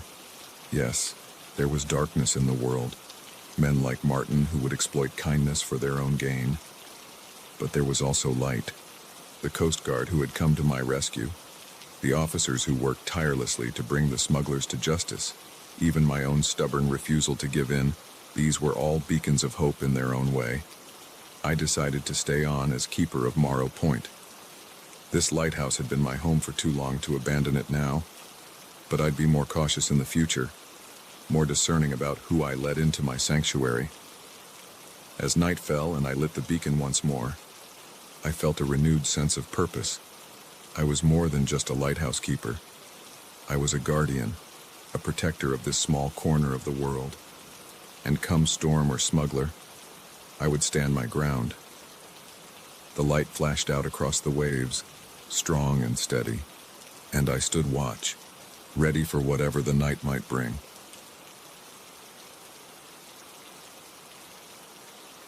The moment he slid into my back seat, I knew this wasn't going to be an ordinary ride. There was something in his eyes, a wild, desperate look that sent a chill down my spine. Little did I know, I was about to become an unwitting accomplice in a night that would push me to my limits. I'd been driving for Uber for about 6 months, mostly to supplement my day job income. It was usually pretty uneventful. Drunk college kids, business people running late, tourists trying to cram in as many sights as possible. But this night was different from the start. It was around 2 a.m., that dead time when the bars have closed but the city hasn't quite woken up yet. I was thinking about calling it a night when the ping came through on my app. The pickup location was in a part of town I didn't know well, mostly abandoned warehouses and shuttered factories. I hesitated for a moment, my gut telling me to ignore it and head home. But the promise of one last fare won out, and I found myself navigating through the maze of darkened streets. As I pulled up to the address, I saw him, a man in his mid-30s, dressed in dark clothes, standing in the shadow of a graffiti-covered wall. He was looking around nervously, like he expected someone to jump out at him at any moment. "You the Uber?" he called out as I approached. I nodded, forcing a smile. "That's me. Where are we headed tonight?" He didn't answer immediately, just slid into the back seat and shut the door. The car filled with the smell of sweat and something metallic that I couldn't quite place. "Just drive," he said, his voice low and tense. "I'll give you directions as we go." Every instinct I had was screaming at me to kick this guy out and speed away, but I was already moving, merging back onto the empty street. We drove in silence for a while, the man occasionally muttering directions. We were heading out of the city, towards the more rural outskirts. The buildings grew sparse, replaced by fields and the occasional farmhouse. "So," I said, trying to break the tension, "late night or early morning for you?" He grunted in response, his eyes fixed on the side mirror. "You always this chatty?" I shut up after that, focusing on the road ahead. The silence in the car was oppressive, broken only by the hum of the engine and the occasional ping from my phone. After about 20 minutes, he suddenly barked, "Pull over here." We were in the middle of nowhere, a dirt road stretching out on either side of us. There was nothing around except for an old, dilapidated barn about 100 yards off the road. "Look, man," I said, my voice shaking slightly. "I don't know what's going on here, but shut up and listen." He cut me off. For the first time, I saw something glint in his hand, a knife. My blood ran cold. "Here's what's going to happen," he continued, his voice eerily calm. "You're going to wait here. I'm going to take care of some business in that barn. When I come back, you're going to drive me back to the city. No questions asked. Got it?" I nodded, my mouth too dry to speak. "Good," he said. "And just so we're clear, if you try to leave or call anyone, things will get very unpleasant for you. Understand?" Another nod. He got out of the car and walked towards the barn, disappearing into the shadows. As soon as he was out of sight, I let out a shaky breath I didn't realize I'd been holding. My mind was racing. What had I gotten myself into? Was this guy a drug dealer? A killer? Should I try to make a run for it? I looked at my phone. No signal, of course. Minutes ticked by, feeling like hours. Every sound made me jump. The rustle of leaves in the wind, the distant hoot of an owl. I kept expecting to hear gunshots or screams, but there was nothing. After what felt like an eternity, I saw movement by the barn. The man was coming back, and he wasn't alone. There was someone else with him, stumbling along like they were injured or drugged. As they got closer, I could see it was a woman. Her hands were tied behind her back, and there was a gag in her mouth. Her eyes were wide with terror. My heart was pounding so hard I thought it might burst out of my chest. This wasn't just some shady deal. This was a kidnapping, and I was in the middle of it. The man shoved the woman into the back seat, then got in beside her. "Drive," he commanded. I put the car in gear, my hands shaking on the steering wheel. As we pulled away, I caught the woman's eye in the rearview mirror. The fear and desperation I saw there made my decision for me. I had to do something. We'd been driving for about 10 minutes when I saw my chance. Up ahead was a sharp bend in the road, with a steep drop-off on one side. I took a deep breath, sent up a silent prayer, and made my move. As we approached the turn, I suddenly jerked the wheel hard to the right. The car skidded, tires squealing on the asphalt. The man yelled, caught off guard. Before he could react, I slammed on the brakes and threw the car into park. In the moment of chaos, I scrambled out of the driver's seat and yanked open the back door. The woman tumbled out, and I grabbed her arm, pulling her with me as I ran. I could hear the man shouting behind us, the sound of his footsteps getting closer. We ran towards a dense patch of trees, the uneven ground making us stumble. Suddenly, a shot rang out. The man had a gun. The woman stumbled, letting out a muffled cry through her gag. I pulled her behind a large tree, both of us breathing hard. Come out, the man called, his voice echoing in the night. "You're only making this worse for yourselves." I looked at the woman, trying to convey with my eyes that she should stay quiet. Slowly, carefully, I untied her hands and removed the gag. "Thank you," she whispered, her voice hoarse. Another shot rang out, closer this time. We flinched, pressing ourselves against the tree trunk. "I have an idea," I whispered back, "but it's risky." She nodded, willing to try anything. I picked up a large rock and threw it as far as I could in the opposite direction. The sound of it crashing through the underbrush caught the man's attention. We heard him moving away from us, towards the noise. "Now!" I hissed. We ran, no longer caring about being quiet. Our only hope was to get back to the road to find help. We burst out of the tree line, the road just ahead of us, and there, like a miracle, was a pair of headlights approaching. I waved my arms frantically, yelling at the top of my lungs. The car slowed, then stopped. It was an old pickup truck, driven by a bewildered-looking elderly man. "Please," I gasped, "we need help. There's a man with a gun." Before I could finish, another shot rang out. The old man's eyes widened in fear, but to his credit, he didn't drive off.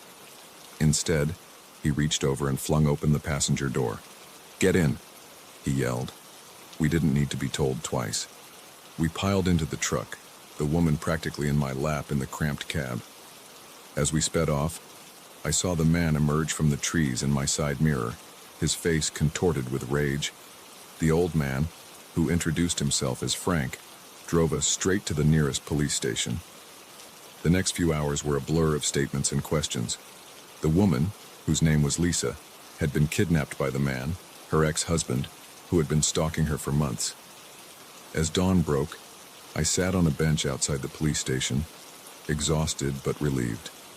Lisa came out and sat beside me. "I don't know how to thank you," she said softly. "You saved my life." I shook my head. "I'm just glad we both made it out okay." She squeezed my hand, and we sat there in silence, watching the sun rise on a new day. In the weeks that followed, I gave more statements, identified the man in a lineup, and eventually testified at his trial. He went away for a long time. I stopped driving for Uber after that night. The experience had shown me how quickly an ordinary situation could turn dangerous, but it had also shown me something about myself, that when pushed to the limit, I was capable of more courage than I ever thought possible. Now, whenever I see an Uber drive by, I say a little prayer for the driver and their passengers, because you never know when a simple ride might turn into the most harrowing journey of your life. I never thought a garden gnome could be a harbinger of terror, but as I stared at the ceramic figure mysteriously placed on my porch, its painted eyes seeming to follow my every move, I realized my quiet life in this small town was about to take a sinister turn. My name's Sarah, and I moved to Millbrook about 6 months ago. After years of hustling in the big city, I was ready for a change of pace. Millbrook seemed perfect, a quaint rural town where everyone knew their neighbors and life moved at a slower rhythm. I bought a charming little house on the outskirts of town, with a spacious yard that I dreamed of turning into a vegetable garden. The first few months were idyllic. I spent my days working remotely from my sunny home office, and my evenings tending to my budding garden or chatting with neighbors over the fence. One neighbor in particular, Tom, seemed especially friendly. He lived in the house next door, a middle-aged man with a perpetual 5 o'clock shadow and an easy smile. He was always offering to help with yard work or home repairs, which I appreciated as a single woman living alone. It was Tom who first pointed out the gnome. I was watering my tomato plants one evening when he called over the fence. "Hey, Sarah, when did you get the new garden decoration?" I looked up, confused. "What decoration?" He pointed to my front porch. "The gnome. Cute little fella." I felt a chill run down my spine. I hadn't bought any gnome. Excusing myself, I walked around to the front of the house. There it was, a typical garden gnome, about a foot tall, with a red hat and a cheerful expression, but something about it felt off. I picked it up gingerly, looking for any clue as to where it came from. There was nothing. No tag, no marking, nothing. Just smooth, cold ceramic. Probably just a welcome gift from one of the neighbors. I muttered to myself, trying to shake off the uneasy feeling. I placed the gnome back on the porch and went inside, determined to forget about it. But I couldn't. That night, I kept waking up, sure I had heard something moving outside. Each time I looked out the window, the gnome was there, its fixed smile visible in the moonlight. The next morning, I woke up exhausted and on edge. As I stumbled to the kitchen to make coffee, I glanced out the front window and froze. The gnome had moved. It was now facing the house, as if looking directly at me. My heart raced. I told myself I must have bumped it last night and not noticed, but deep down, I knew I hadn't touched it. Over the next few days, a pattern emerged. Every morning, the gnome would be in a different position. Sometimes it would be facing a different direction. Sometimes it would be in a completely new spot in the yard. I started taking pictures, trying to convince myself I wasn't going crazy. I thought about talking to Tom about it, but something held me back. Maybe it was the way he had been watching me lately, his friendly smile not quite reaching his eyes. Or maybe it was the fact that I had seen him outside at odd hours, always seeming to be looking towards my house. A week after the gnome appeared, I came home from grocery shopping to find my front door unlocked. I was sure I had locked it, I always did. Heart pounding, I entered the house, half expecting to find an intruder. Everything looked normal, but there was a faint smell I didn't recognize, a mix of cigarette smoke and something metallic. I called the police in, but they found no signs of forced entry. They suggested I might have forgotten to lock the door, or that perhaps a draft had blown it open. I nodded and thanked them, but I knew better. That night, I barely slept. Every creak of the house settling made me jump. I kept thinking I heard footsteps outside my bedroom door. When my alarm went off in the morning, I felt like I hadn't slept at all. Bleary-eyed, I went to make coffee and saw something that made my blood run cold. There, on my kitchen table, was the gnome. Its cheerful smile now seemed sinister, mocking. I backed away, my mind reeling. This wasn't possible. I never brought the gnome inside. Someone had been in my house, in my safe space. With shaking hands, I called my best friend Lisa. "I need you to come over," I said, trying to keep my voice steady. "Something's wrong." Lisa arrived within the hour, concern etched on her face. I told her everything, the appearing gnome, the strange movements, the unlocked door, and now this. To her credit, she didn't dismiss me or tell me I was imagining things. "Have you noticed anything else unusual?" she asked, her brow furrowed. I hesitated, then told her about Tom, his over-friendliness, the odd hours, the feeling of being watched. Lisa's eyes widened. "Sarah, this isn't just paranoia. Someone is definitely messing with you. We need to call the police again." This time, the police took my concerns more seriously. They dusted for fingerprints and found several that didn't match mine. They promised to increase patrols in the area and suggested I install security cameras. Lisa stayed with me that night, and we spent hours setting up cameras around the house and yard. We moved the gnome to the backyard, placing it where it would be clearly visible on the cameras. The next morning, we reviewed the footage. For hours, nothing happened. Then, at around 3 a.m., a figure appeared on the screen. My heart stopped as I recognized Tom's silhouette. We watched in horror as he crept around the yard, eventually picking up the gnome and moving it to the front porch. "Oh my God," Lisa whispered. "Oh, Sarah, he's been gaslighting you this whole time." I felt sick. All those friendly interactions, the offers of help. It had all been a ploy to get close to me, to learn my routines. We called the police immediately. They arrived quickly, reviewed the footage, and went to Tom's house with a warrant. What they found there chilled me to the bone. Tom's house was filled with pictures of me, sleeping, working in my garden, even through my windows. He had been obsessively stalking me for months. The police also found detailed plans about how he intended to make me his. As they led Tom away in handcuffs, he looked at me with a mixture of anger, and something that looked unsettlingly like love.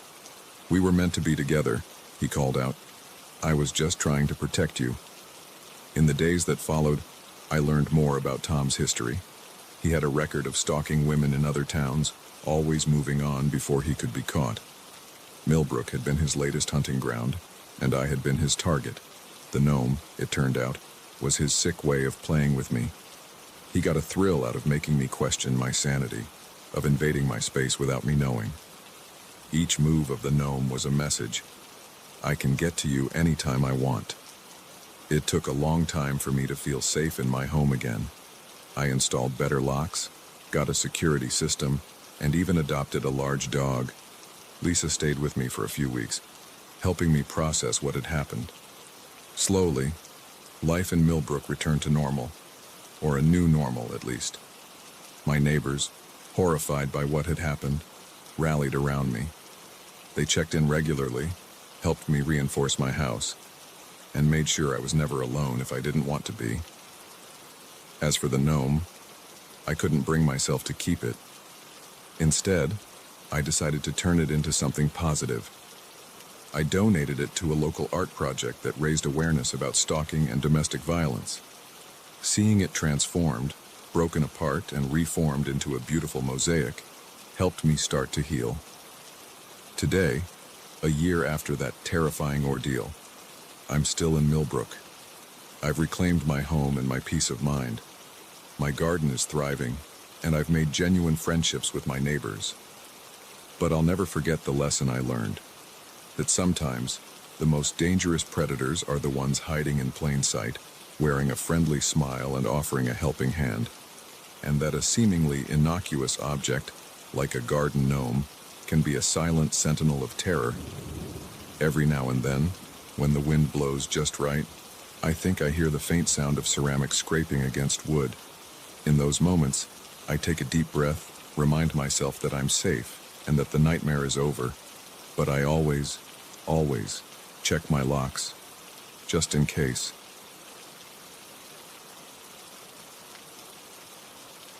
The moment I heard the first gunshot echo through the forest, I knew our camping trip had just become a fight for survival.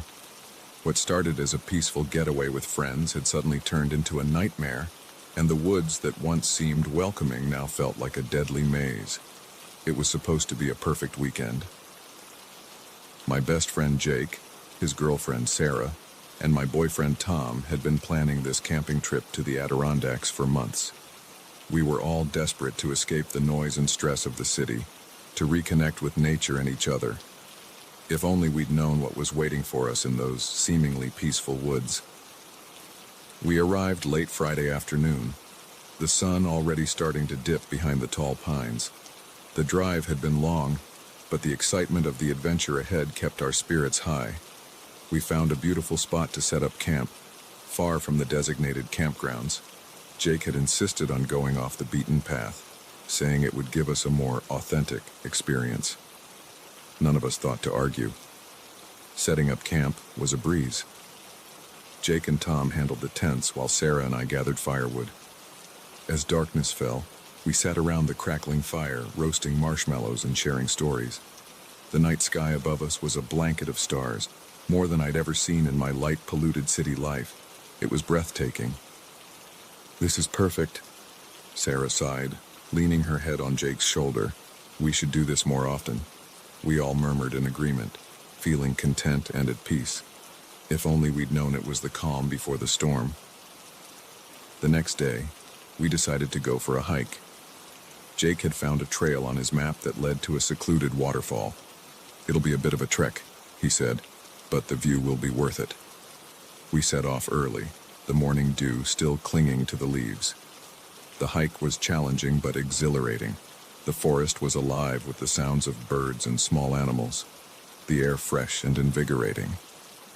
We stopped occasionally to take photos or admire particularly beautiful vistas. It was around midday when we reached the waterfall.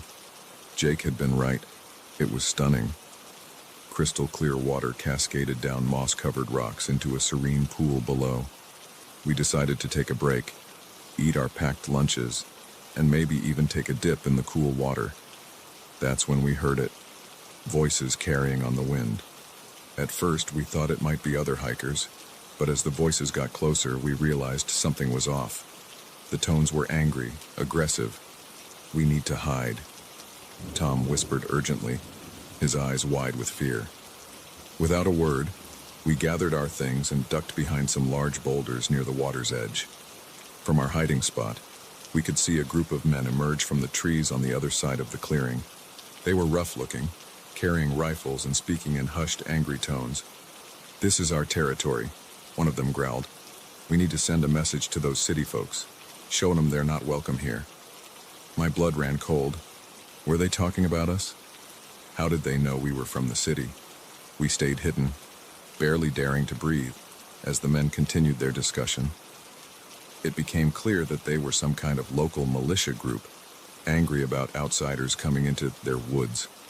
They talked about setting up traps, about teaching lessons to trespassers. After what felt like hours, but was probably only about 20 minutes, the men moved on.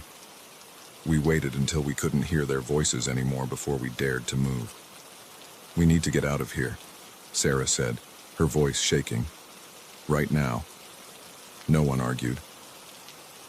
We began to make our way back down the trail, moving as quickly and quietly as we could. The forest that had seemed so welcoming just hours ago now felt oppressive and dangerous. Every snapping twig made us jump. Every rustle in the underbrush could be a threat.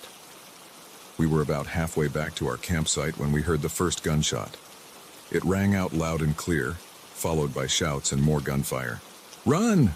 Jake yelled, grabbing Sarah's hand. We took off, all thoughts of stealth forgotten in our panic. Branches whipped at our faces as we crashed through the undergrowth, the sound of pursuit growing closer behind us. I don't know how long we ran. Time seemed to lose all meaning in the green blur of the forest. My lungs burned and my legs felt like lead, but terror kept me moving. Suddenly, Jake stumbled, crying out in pain. He'd twisted his ankle on a hidden root. Tom and I grabbed him, supporting him between us as we continued to move, slower now but still driven by desperation. We found a dense thicket and ducked into it, helping Jake sit down. Sarah worked to bandage his ankle with supplies from the small first aid kit she carried, while Tom and I kept watch. "What are we going to do?" Sarah whispered, fear evident in her voice. "We need to get back to the campsite," Tom said. "Get our phones, call for help." "But what if they're waiting for us there?" I asked, the thought sending a fresh wave of panic through me. Before anyone could answer, we heard voices nearby. We froze, hardly daring to breathe. "They couldn't have gotten far," a gruff voice said. "The girl left a trail even a blind man could follow." I looked down in horror, realizing my shirt had torn on a branch, leaving behind small scraps of fabric. "We need to move," Jake whispered urgently. "They'll find us if we stay here." Despite his injured ankle, Jake insisted he could move. We helped him up, and once again we were on the run. But this time we moved more carefully, doing our best to leave no trail. As we crept through the forest, the sounds of our pursuers seemed to be all around us. A twig would snap to our left, voices would carry from the right. It was like we were caught in some twisted game of cat and mouse. Night began to fall, making our progress even slower. We were lost, exhausted, and terrified. But we kept moving, driven by the primal need to survive. It was Tom who spotted the cave. Hidden behind a curtain of vines, it seemed to offer a temporary sanctuary. We ducked inside, grateful for a moment's rest. "We can't keep running forever," Sarah said, voicing what we were all thinking. "We need a plan." "I say we wait until full dark," Jake suggested, "then try to circle back to the campsite. If we can get to our phones, we can call for help." It was a risky plan, but it was the only one we had. We settled in to wait, huddled together for warmth and comfort. Hours passed.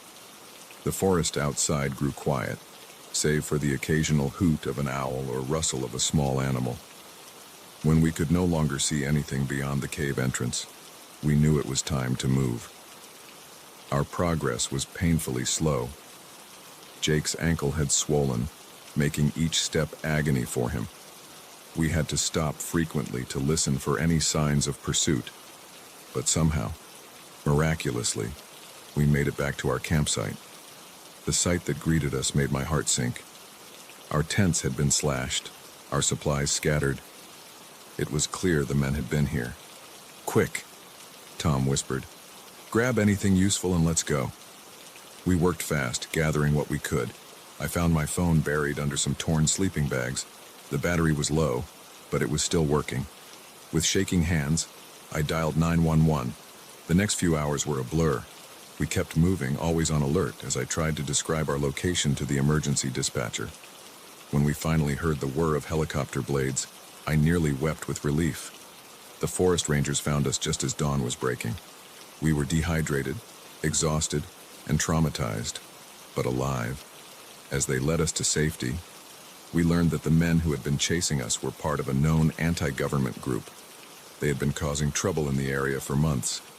In the days that followed, as we gave statements to the police and tried to process what had happened, I found myself reflecting on how quickly our peaceful retreat had turned into a nightmare.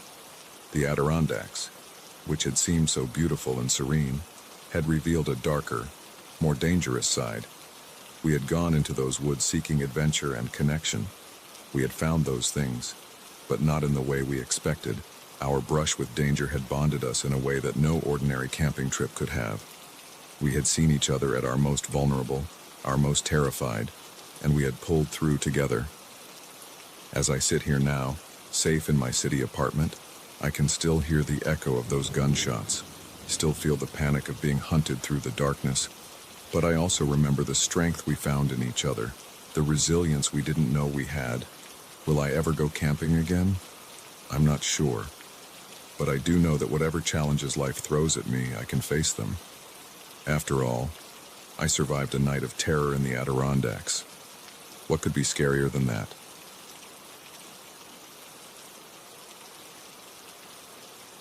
The moment I saw their eyes in my rearview mirror, I knew I had stumbled into something far more sinister than a simple pit stop. What should have been a quick refuel had just become a desperate fight for survival, with an entire town seemingly intent on making sure I never left. It was supposed to be a straightforward road trip. I'd been driving for hours, making my way across the country to start a new job in California.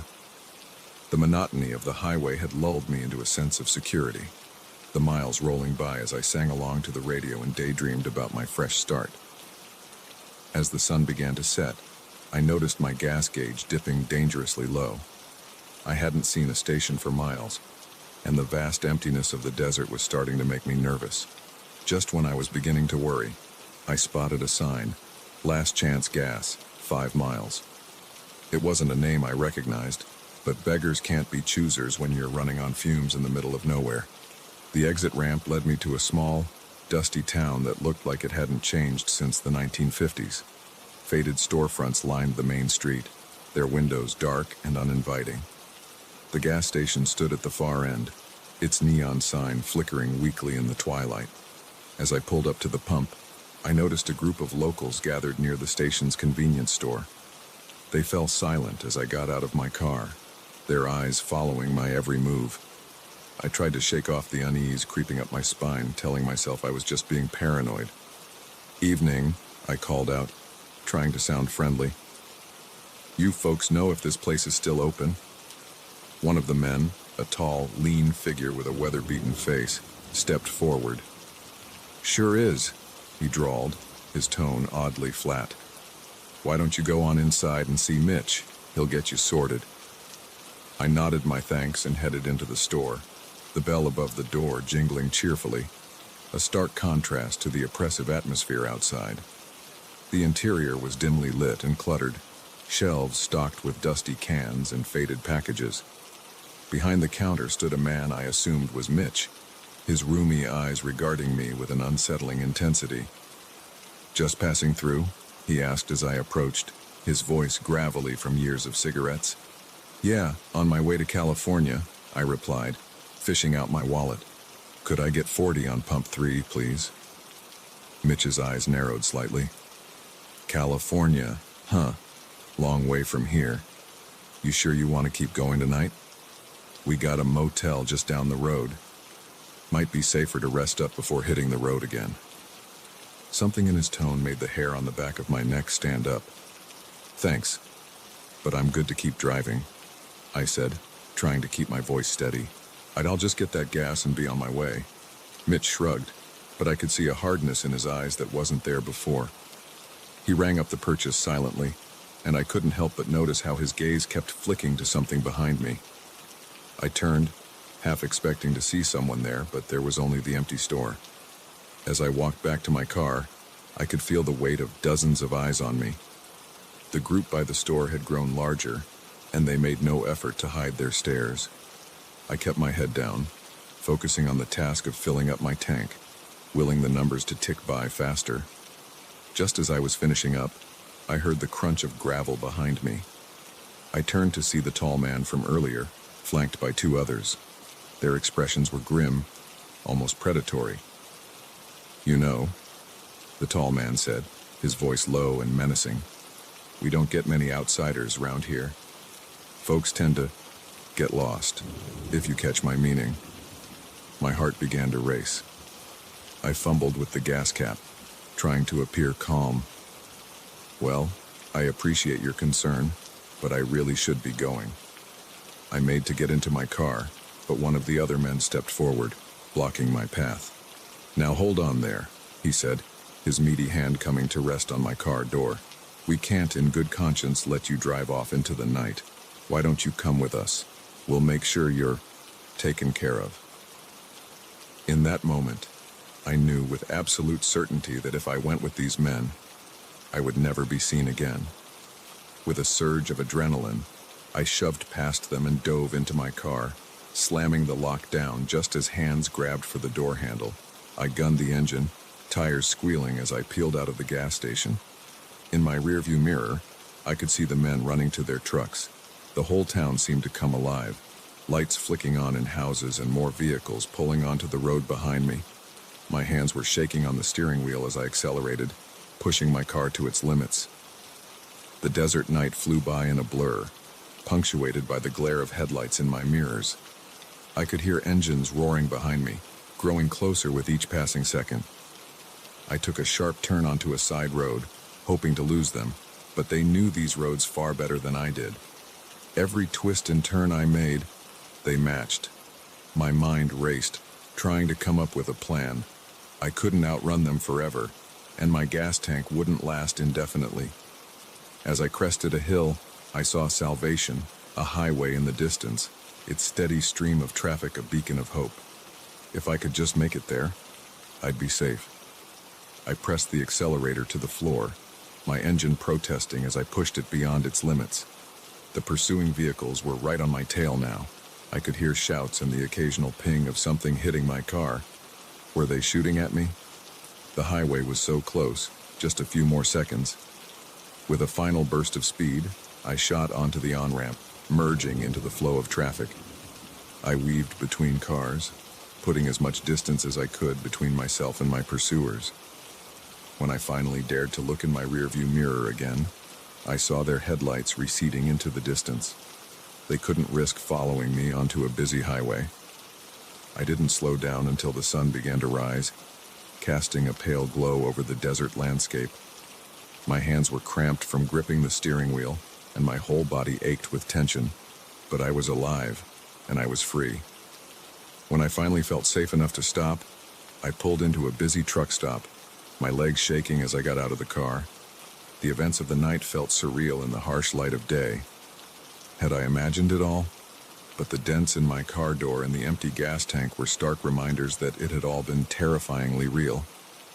I called the police from a payphone, my voice shaking as I recounted my experience. They took my statement, but I could hear the skepticism in the officer's voice. A whole town of crazed kidnappers. It sounded insane, even to my own ears. As I waited for my car to fill up, surrounded by the comforting bustle of normal travelers, I couldn't shake the memory of those cold, predatory eyes. What would have happened if I hadn't gotten away? How many others hadn't been so lucky? I never did find out the truth about that town. In the years since, I've scoured maps and searched online. but I've never been able to find any trace of Last Chance Gas or the nameless town that nearly became my final destination. Sometimes, late at night, I wonder if it even existed at all, or if it was some kind of mass hallucination brought on by exhaustion and desert heat. But then I look at my car, at the small dents that no body shop has ever been able to fully repair, and I know it was real. I know that somewhere out there, hidden in the vast expanse of the American desert, there's a town that preys on unsuspecting travelers, and I know how close I came to becoming just another missing person, another mystery for someone else to solve. I still take road trips sometimes, but I never drive at night anymore. And I always make sure my tank is full before I hit those long, lonely stretches of highway. Because you never know what might be waiting for you at that next exit, in those small towns that seem frozen in time. Sometimes, a pit stop can become a fight for survival, and the difference between life and death can be as simple as a full tank of gas. The moment I saw the boy's eyes, I knew I'd made a terrible mistake. What I thought was an act of kindness had led me straight into a trap, and now I was facing a nightmare I never could have imagined. I've always been an adventurous soul. That's why, when I felt the stress of my job in the city becoming too much, I decided to take a solo camping trip in the vast wilderness of Maine. I craved the solitude, the chance to clear my head and reconnect with nature. If only I'd known what was waiting for me in those woods.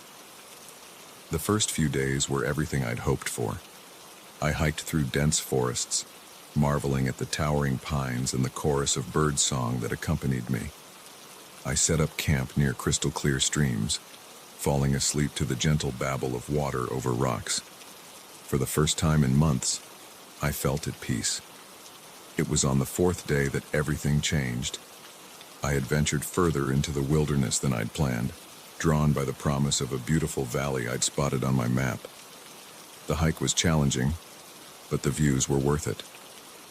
As the sun began to set, painting the sky in brilliant oranges and pinks, I started to make my way back to my campsite. That's when I heard it, a faint cry, almost lost in the rustle of leaves and the evening calls of birds. I paused, straining my ears.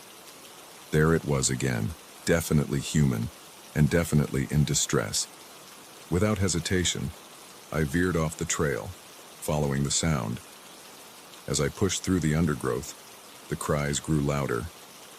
Finally, I broke into a small clearing and saw him, a young boy, maybe 8 or 9 years old, lying on the ground and clutching his leg. "Hey there," I called out softly, not wanting to startle him. "Are you okay?" The boy looked up, his face streaked with tears and dirt. I fell," he whimpered. "My leg hurts. I can't move it." I approached slowly, my heart aching for this lost child. "It's all right," I soothed. "I'm here to help. Can you tell me your name?" "Tommy," he sniffled. "Okay, Tommy. I'm Sarah. Let's take a look at that leg, shall we?" As I knelt beside him, I noticed his clothes were torn and dirty, as if he'd been out here for a while. How long had this poor kid been lost in the woods? I gently examined his leg, relieved to find no obvious breaks. It seemed to be just a bad sprain. "Good news, Tommy. I don't think it's broken, but we should get you back to your family. Are they camping nearby?" Tommy nodded, wiping his nose with the back of his hand. "Yeah, not too far, but I don't know how to get back." I smiled reassuringly.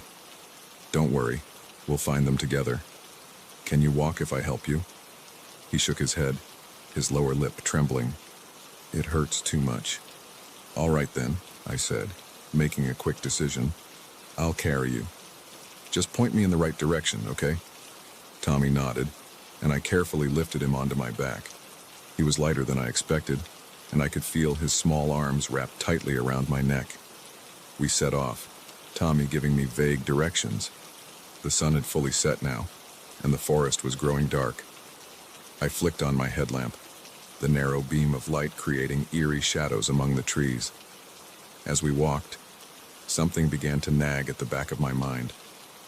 Tommy's directions seemed to be leading us deeper into the woods, away from any areas where I'd expect to find campsites. But I pushed the thought aside. Kids often got confused in the woods, I told myself. We'd find his family soon enough. After what felt like hours of walking, I saw a faint light through the trees. "Look, Tommy," I said, relief flooding through me. "I think we've found them." But as we got closer, my relief turned to unease. It wasn't a campsite I was seeing, but a ramshackle cabin, barely visible in the gloom. The light was coming from a single, grimy window. "Is this where your family is staying?" I asked, a note of skepticism creeping into my voice. "Yep," Tommy chirped, suddenly sounding much more cheerful. "You can put me down now. I can walk the rest of the way." Alarm bells were ringing in my head, but before I could react, the cabin door burst open. 3 men emerged, their faces hidden in shadow. One of them called out, "Good job, Tommy, you can come here now." Tommy scrambled off my back with an agility that belied his supposed injury. He ran to the men, disappearing behind them into the cabin. I stood frozen, my mind struggling to process what was happening. One of the men stepped forward, roused, and I could see his face clearly now, weathered, with cold eyes that sent a chill down my spine. Well, he drawled. "Looks like Tommy brought us a guest. Why don't you come inside? We insist." I took a step back, my heart pounding. "No, I should be going. My campsite isn't far, and people will be expecting me." The man's laugh was harsh and humorless. "Oh, I don't think so. You see, you're a long way from any campsite out here, and no one's expecting you. No one even knows you're here." With shocking speed, he lunged forward, grabbing my arm in a vice-like grip. I tried to pull away, but he was too strong. The other 2 men approached, and I saw the glint of a knife in one of their hands. "Don't make this harder than it needs to be," the first man growled. In that moment, survival instinct took over. I brought my knee up hard, catching my captor in the groin. As he doubled over, I wrenched my arm free and ran. I crashed through the undergrowth, branches whipping at my face. I could hear shouts behind me, and the crashing of heavy footsteps in pursuit. I ran blindly, with no idea where I was going, driven only by the primal need to escape. My lungs burned, and my legs felt like lead, but I didn't dare slow down. I could hear them getting closer, their angry shouts echoing through the trees. Suddenly, the ground disappeared from under me. I tumbled down a steep embankment, rocks and branches tearing at my clothes and skin. I came to a stop at the bottom, dazed and in pain. As I struggled to my feet, I realized I'd fallen into a shallow ravine. The sound of rushing water reached my ears, a river, hidden in the darkness. Without thinking, I plunged in, letting the current carry me downstream and away from my pursuers. The water was icy cold, shocking the breath from my lungs. I fought to keep my head above water as the river swept me along. Behind me, I could hear distant shouts of frustration. They'd lost my trail. I don't know how long I was in the water. It could have been minutes or hours. Finally, exhausted and half frozen, I managed to drag myself onto the riverbank. I lay there for a long time, shivering and gasping for breath. As the adrenaline wore off, the reality of my situation sank in. I was lost in the wilderness, soaking wet, with no supplies and no idea which direction to go. And somewhere out there, those men were still looking for me. I forced myself to my feet, knowing I couldn't stay in one place. I picked a direction and started walking, using the stars to try and orient myself. Every snapping twig made me jump. Every shadow seemed to hide a threat. I walked through the night and into the next day, stopping only when exhaustion threatened to overwhelm me. I found berries to eat and drank from streams, always looking over my shoulder, always listening for the sound of pursuit. It was late afternoon when I finally heard something that wasn't the forest, the distant rumble of a car engine. With renewed energy, I pushed towards the sound. Eventually, I broke through the tree line and saw a road stretching out before me. I flagged down the first car that passed, probably looking like a wild woman with my torn clothes and tangled hair. The elderly couple inside were alarmed at first, but after hearing my story, they quickly offered to drive me to the nearest town. At the local police station, I recounted my harrowing experience. The officers were skeptical at first, but as I described the cabin and the men in detail, their expressions grew serious. They told me there had been rumors of a group living off the grid in those woods, possibly involved in criminal activities. My statement was the first solid lead they'd had.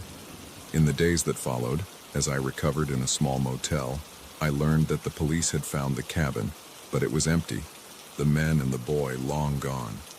They'd vanished into the vast wilderness, leaving behind only questions and the haunting memory of what might have been. I still go camping sometimes, but never alone, and never in unfamiliar territory. The experience taught me that while nature can be beautiful, it can also hide terrible dangers. And sometimes, the most dangerous predators are the ones that look just like us. Every time I see a lost child now, I'm torn between the instinct to help and the memory of Tommy's betrayal. It's a harsh lesson, but one I'll never forget. That sometimes, an act of kindness can lead you straight into a trap. And in the wilderness, the line between savior and victim can disappear in the blink of an eye.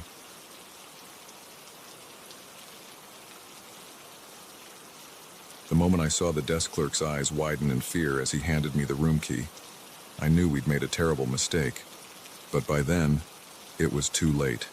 We were already trapped in a nightmare from which there seemed to be no escape. It was supposed to be a romantic getaway for me and my girlfriend, Lily. We'd been dating for a year, and with both of us swamped at work, we desperately needed some time alone together. When I found a great deal on a secluded motel online, it seemed perfect. The reviews were sparse but positive, and the photos showed charming, rustic rooms surrounded by picturesque woodland. We booked it without a second thought. The drive took longer than expected. By the time we pulled into the motel's gravel parking lot, night had fallen, and a thick fog had rolled in, obscuring everything beyond the dim glow of the vacancy sign. The building loomed before us, a hulking shadow against the starless sky. "Well, this is atmospheric," Lily said, trying to sound upbeat, but I could hear the uncertainty in her voice. I squeezed her hand reassuringly. "It'll look better in the daylight. Come on, let's check in and get some rest." The reception area was small and poorly lit, with faded wallpaper peeling at the corners. A musty smell hung in the air, like old books and damp wood. Behind the desk stood a thin, nervous-looking man with darting eyes and a perpetual frown. "Welcome to the Pinewood Motel," he said, his voice barely above a whisper. "Do you have a reservation?" I gave him our names, and he began typing slowly on an ancient computer. As he worked, I noticed his hands were shaking slightly. "Is everything okay?" I asked, concern creeping into my voice. He looked up sharply, fear flashing across his face for a split second before he composed himself. "Of course, sir. Just a long night. Here's your key. Room 13. As he handed over the key, our fingers brushed, and I felt him press something into my palm, a small scrap of paper. Before I could react, he turned away, busying himself with some paperwork. Confused, I pocketed the paper and led Lily to our room. The corridor was dimly lit and eerily quiet. Our footsteps echoed off the walls, and I couldn't shake the feeling that we were being watched. Room 13 was at the end of the hall. The door creaked as I pushed it open, revealing a space that looked nothing like the photos online. The furniture was old and battered, the carpet stained, and a single bare bulb hung from the ceiling, casting harsh shadows across the room. "Maybe we should find somewhere else," Lily said, wrinkling her nose at the musty smell. I was about to agree when I remembered the scrap of paper. I pulled it out and unfolded it, my blood running cold as I read the hastily scrawled message. "Don't sleep. Don't shower. Get out." "What's that?" Lily asked, noticing my expression. I showed her the note, watching as her face paled. "We need to leave. Now," I said, grabbing our bags. But as I turned the handle, my heart sank. The The door wouldn't budge. I yanked harder, then threw my shoulder against it, but it was like trying to move a brick wall. "What's going on?" Lily's voice was tight with fear. "I don't know, but we're getting out of here," I said, trying to sound more confident than I felt. I moved to the window, but it was sealed shut, the glass too thick to break easily. That's when we heard it. Footsteps in the hallway, slow and deliberate, coming closer. Lily and I froze, staring at each other in horror as the footsteps stopped right outside our door. For a long moment, there was silence. Then, a key turned in the lock.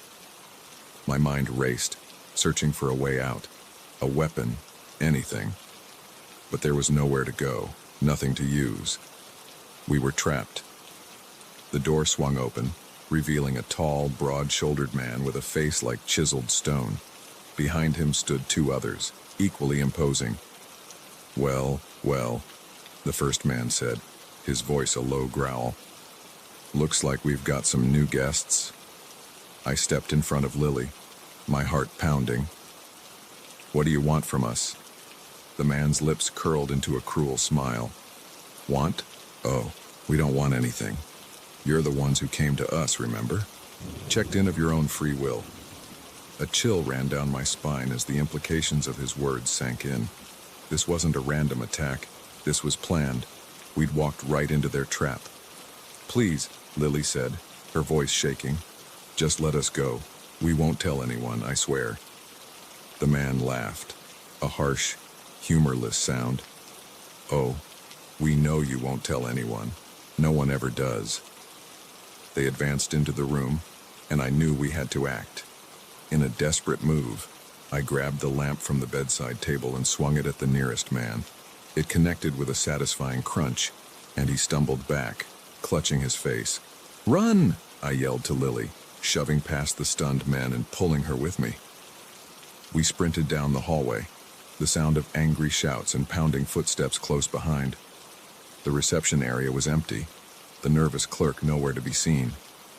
We burst through the front doors and into the foggy night. Our car was where we'd left it, and I fumbled with the keys, my hands shaking so badly I could barely get them into the ignition. Just as the engine roared to life, a hand smashed through the driver's side window, grabbing at my throat. Lily screamed, and I stomped on the gas pedal. The car lurched forward, the hand releasing me as we sped away. In the rearview mirror, I could see figures emerging from the fog, growing smaller as we put distance between us and that hellish motel. We drove for hours, not daring to stop, jumping at every set of headlights we saw. When the sun finally began to rise, we pulled into a busy truck stop, both of us exhausted and shell-shocked. What just happened?" Lily asked, her voice hoarse. I shook my head, still struggling to process it all. "I don't know, but we need to call the police." The local sheriff's department was skeptical at first, but as we recounted our story, providing details about the motel and the men who'd attacked us, their attitude changed. They told us there had been rumors about disappearances in that area for years, but never any solid evidence. In the days that followed, as we gave statements and identified suspects from photo lineups, the full horror of what we'd escaped became clear. The Pinewood Motel wasn't just a front for kidnapping. It was part of a larger trafficking operation that had been operating undetected for years.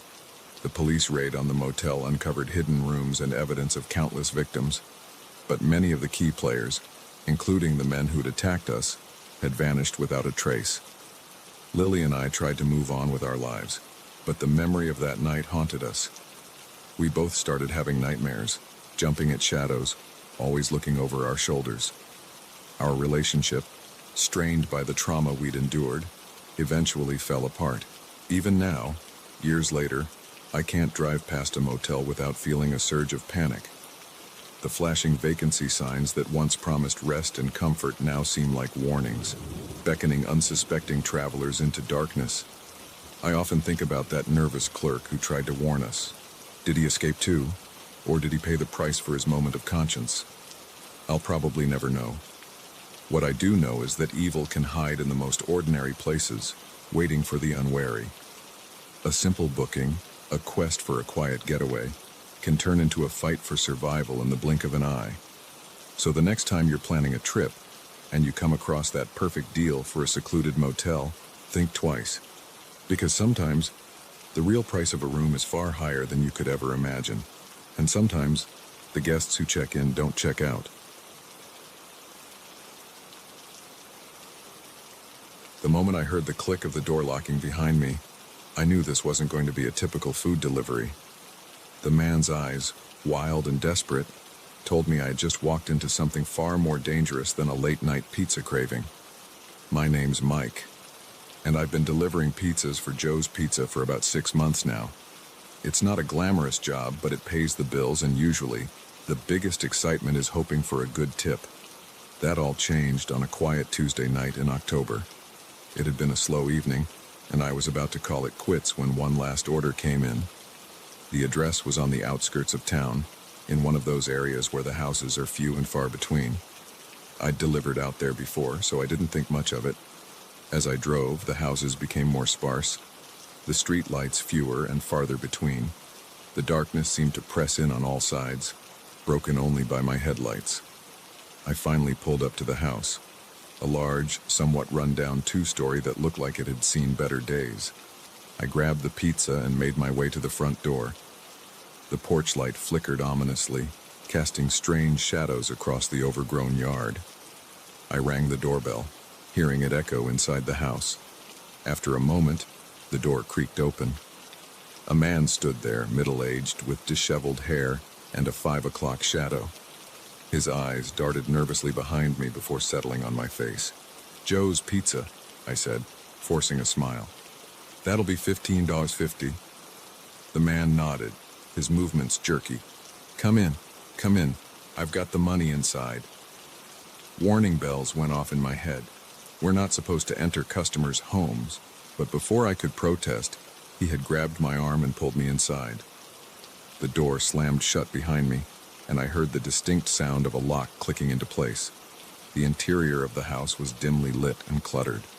The air was thick with the smell of stale cigarettes and something else I couldn't quite place.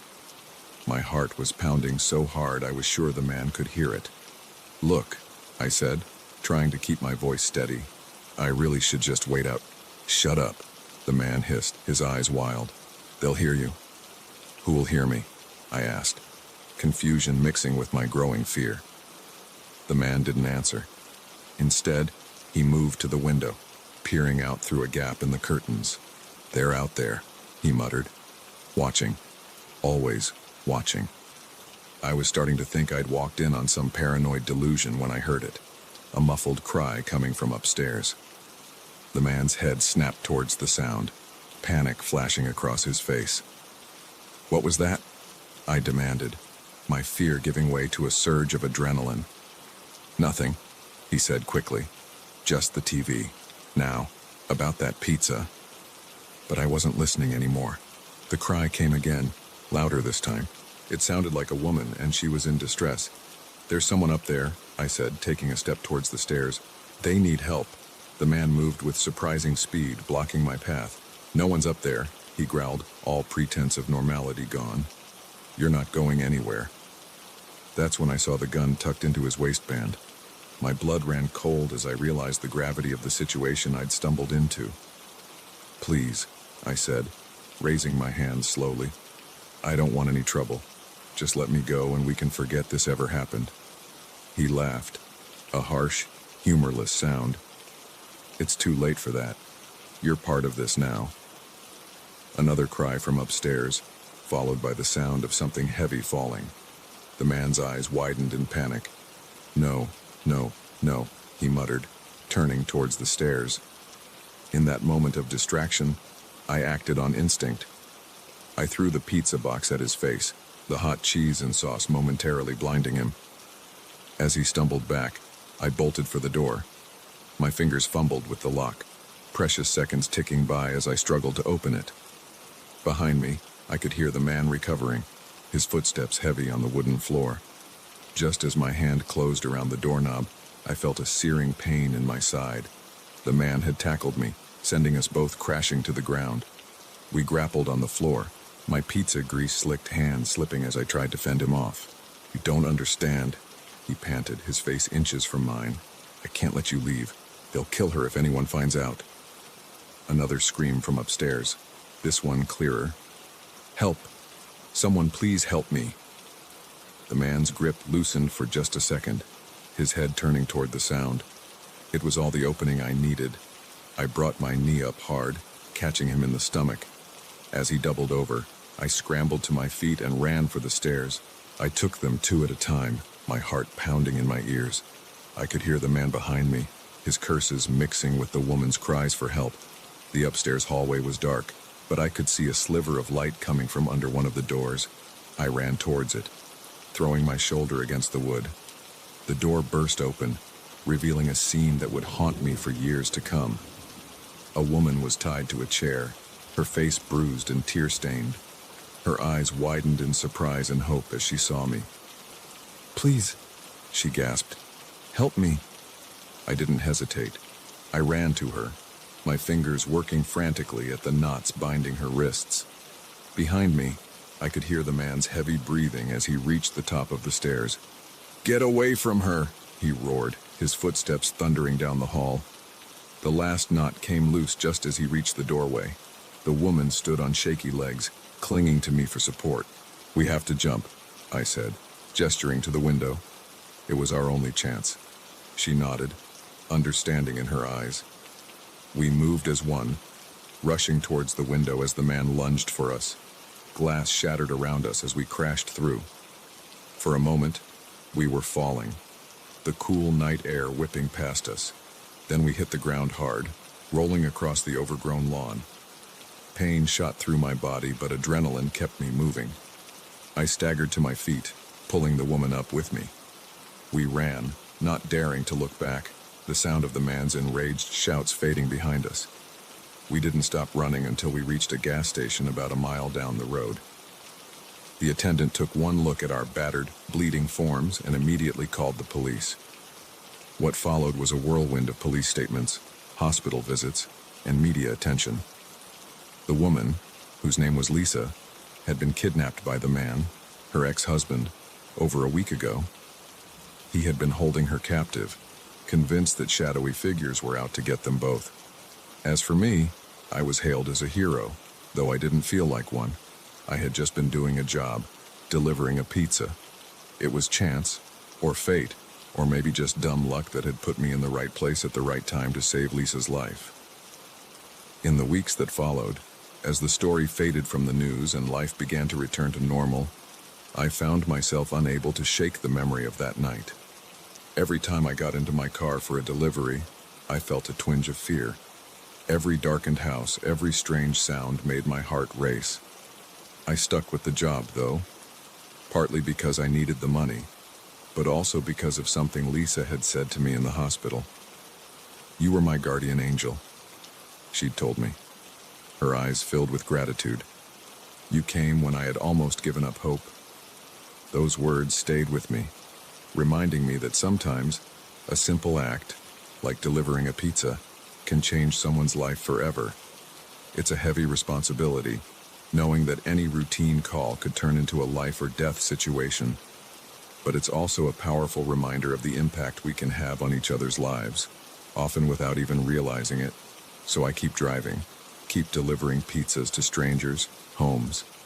And if sometimes I'm a little more cautious, a little more observant of my surroundings, well, can you blame me? After all, you never know when a simple delivery might turn into something much more.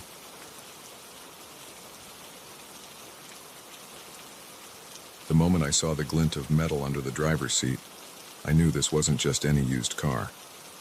What I thought was a great deal had just become a death sentence, and I was now in the crosshairs of people who wouldn't hesitate to kill for what was hidden in this vehicle. It all started innocently enough. I'd been saving up for months to buy my first car, scouring online listings and local dealerships for something reliable but affordable. When I came across the ad for a classic '67 Mustang at a price that seemed too good to be true, I should have known better. But the photos looked great, and the seller, a guy named Mike, seemed friendly enough over the phone. We agreed to meet at a garage on the outskirts of town. It was a bit out of the way, but Mike assured me it was where he kept the car stored. As I pulled up, I couldn't help but feel a twinge of excitement. The Mustang sat gleaming in the sunlight, its cherry red paint job looking far better than I'd expected for the price. Mike was there waiting, a tall guy with an easy smile and a firm handshake. "She's a beauty, isn't she?" he said, patting the car's hood affectionately. I circled the vehicle, trying to appear knowledgeable even though I knew next to nothing about cars. "Looks great," I said, peering at the engine. "Why are you selling it so cheap?" Mike's smile faltered for just a second. You know how it is. Times are tough, need the cash quick. Plus, it's just been sitting here gathering dust.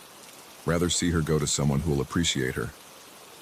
It all sounded reasonable enough, and after a short test drive where the car performed beautifully, I was sold. We did the paperwork right there. Cash exchanged hands, and suddenly I was the proud owner of a classic Mustang. As I drove home, I couldn't stop grinning. The purr of the engine, the admiring looks from other drivers. I felt on top of the world. It wasn't until I got home and started really exploring the car that things took a turn. I was adjusting the driver's seat when I noticed something odd. There was a small tear in the upholstery, and something was glinting inside. Curious, I reached in and felt around. My fingers closed around something cold and metallic. When I pulled it out, my heart nearly stopped. It was a gun, a sleek, deadly-looking pistol that had been carefully hidden in the seat cushion. My mind raced. What was a gun doing hidden in the car? Had Mike forgotten about it? Or was there something more sinister going on? Before I could process this, I heard the screech of tires outside. I looked out the window to see a black SUV pull up, 2 men in dark suits stepping out. They didn't look like police, and the way they were scanning the street sent a chill down my spine. Instinctively, I ducked down, my heart pounding. Through the gap in the curtains, I watched as they approached my house, their hands hovering near their jackets in a way that suggested they were armed. A sharp knock on the door made me jump. "Open up!" a gruff voice called. "We know you're in there." I stayed silent, my mind whirling. Who were these men? What did they want? And what had I gotten myself into by buying this car? The knocking came again, more insistent this time. "Last chance. Open up or we're coming in." In that moment, I made a decision. I couldn't stay here. Whatever was going on, it was clear these men meant business, and I doubted they were here to welcome me to the neighborhood. As quietly as I could, I made my way to the back door. I could hear the men at the front, the sound of splintering wood telling me they were forcing their way in. With shaking hands, I unlocked the back door and slipped out into the evening air. I ran to the Mustang, fumbling with the keys. Just as I got the door open, I heard shouts from the house. They'd discovered I was gone. The engine roared to life, and I peeled out of the driveway, tires squealing. In the rearview mirror, I saw the men running back to their SUV. The chase was on. I sped through the neighborhood, my knuckles white on the steering wheel. The SUV was right behind me, gaining ground with every turn. I had no plan, no idea where I was going. All I knew was that I had to get away. As I hit the highway, a thought struck me. The gun, whatever these men wanted, it had to be connected to the gun I'd found. Maybe there was something else hidden in the car. Keeping one eye on the road and one on the pursuing SUV, I reached down and felt around the tear in the seat. My fingers brushed against something else, a small, hard object wrapped in cloth. I pulled it out, nearly swerving off the road as I saw what it was. A USB drive, innocuous looking, but clearly valuable enough for these men to chase me across town. A bullet pinged off the rear of the car, making me duck instinctively. They were shooting at me now, apparently done with the pretense of a peaceful resolution. I knew I couldn't outrun them forever. The Mustang was fast, but the SUV had the advantage of weight and power. I needed a plan, and fast.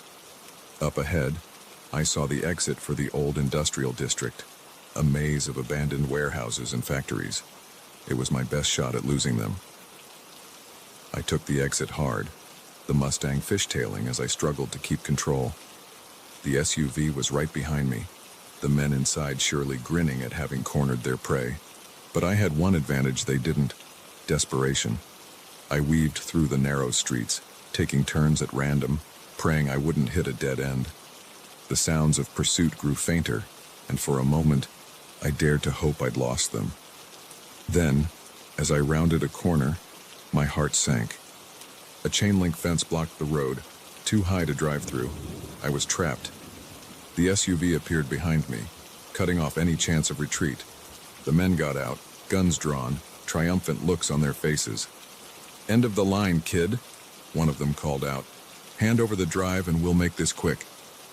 I looked at the USB in my hand, then at the guns pointed at me. In that moment, I made a choice. I revved the engine, the Mustang's powerful motor drowning out the men's shouts. With a silent prayer, I floored it. The car shot forward, straight at the fence. The men fired, bullets pinging off the metal around me. But I didn't slow down. The Mustang hit the fence at full speed.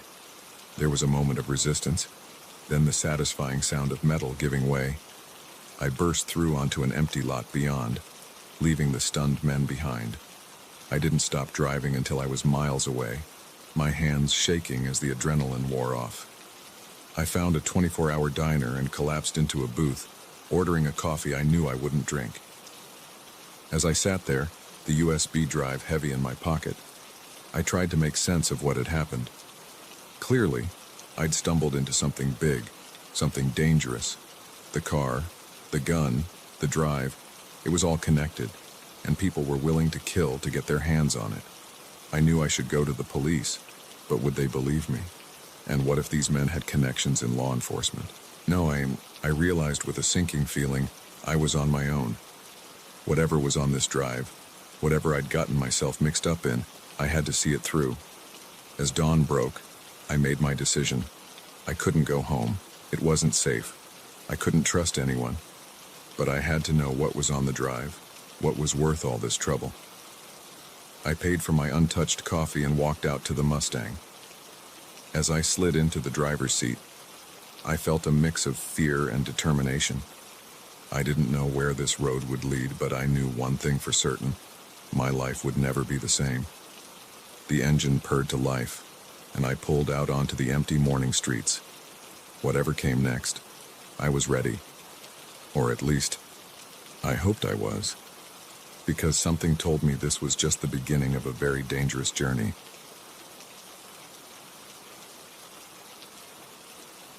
The moment I heard the muffled voices and saw the flickering lights in the supposedly abandoned factory, I knew my boring night shift had just turned into a fight for survival. What I didn't know was that uncovering this secret operation would push me to my limits and change my life forever. My name's Jack, and I've been working as a night security guard at the old Riverside factory for about 6 months now. It's not the most exciting job in the world, but it pays the bills and gives me plenty of time to work on my novel. Most nights, my biggest challenge is staying awake during my rounds. That all changed on a chilly Tuesday night in October. I'd just started my shift, settling into the small security office with a thermos of coffee and my laptop. The factory had been shut down for years, a relic of the town's industrial past. Now it was just a hulking shadow on the outskirts of town, waiting for someone to either renovate it or tear it down. Around 2 a.m., I started my first round. The factory was huge, a maze of old machinery and empty storage rooms. My footsteps echoed in the cavernous space as I made my way through the building, flashlight in hand. I was about halfway through my round when I heard it, a faint sound, like voices coming from the far end of the factory.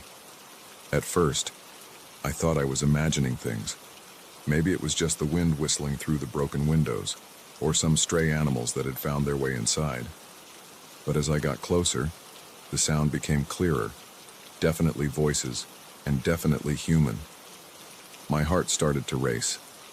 In 6 months, I'd never encountered anyone else in the factory at night.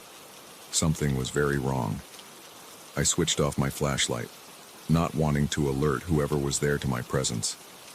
As my eyes adjusted to the darkness, I noticed a faint glow coming from under one of the old storage room doors. Cautiously, I crept closer, straining my ears to make out what was being said. The voices were low and urgent, talking about shipments and deadlines. This wasn't just some teenagers looking for a place to party. This sounded serious. I reached for my radio, ready to call for backup, when suddenly the voices got louder. They were coming towards the door. Panic surged through me as I realized I had nowhere to hide. The hallway was long and empty, offering no cover. Just as the door started to open, I made a split-second decision. I ducked into a small alcove, pressing myself against the wall and holding my breath. Two men walked out, both wearing dark clothes and carrying duffel bags. "We need to move faster," one of them was saying. "The boss wants this shipment out by morning." "Relax," the other replied. "No one ever comes here. We've got all the time in the world." As they passed by my hiding spot, I caught a glimpse inside the room they'd left. My eyes widened in shock. The space was filled with tables covered in white powder, scales, and packaging materials. It was a drug lab, right here in the old factory. My mind raced. What should I do? Call the police? Try to gather more evidence? As I was debating my next move, I heard a sharp intake of breath. I turned to see one of the men staring right at me, his face a mask of surprise and anger. "Hey!" he shouted. "What the hell are you doing here?" I didn't wait for him to say anything else. I bolted, running as fast as I could down the hallway. Behind me, I could hear shouts and the sound of heavy footsteps in pursuit. My heart was pounding as I raced through the factory, trying to remember the layout and find the quickest way out. But in my panic, everything looked unfamiliar. I took a wrong turn and found myself in the old production area, a vast space filled with rusting machinery. I ducked behind an old conveyor belt, trying to catch my breath and think. I could hear the men searching for me, their voices echoing off the high ceilings. "He's got to be the night guard," one of them said. "Find him. We can't let him get out of here." I knew I had to call for help. With shaking hands, I pulled out my phone, only to see there was no signal.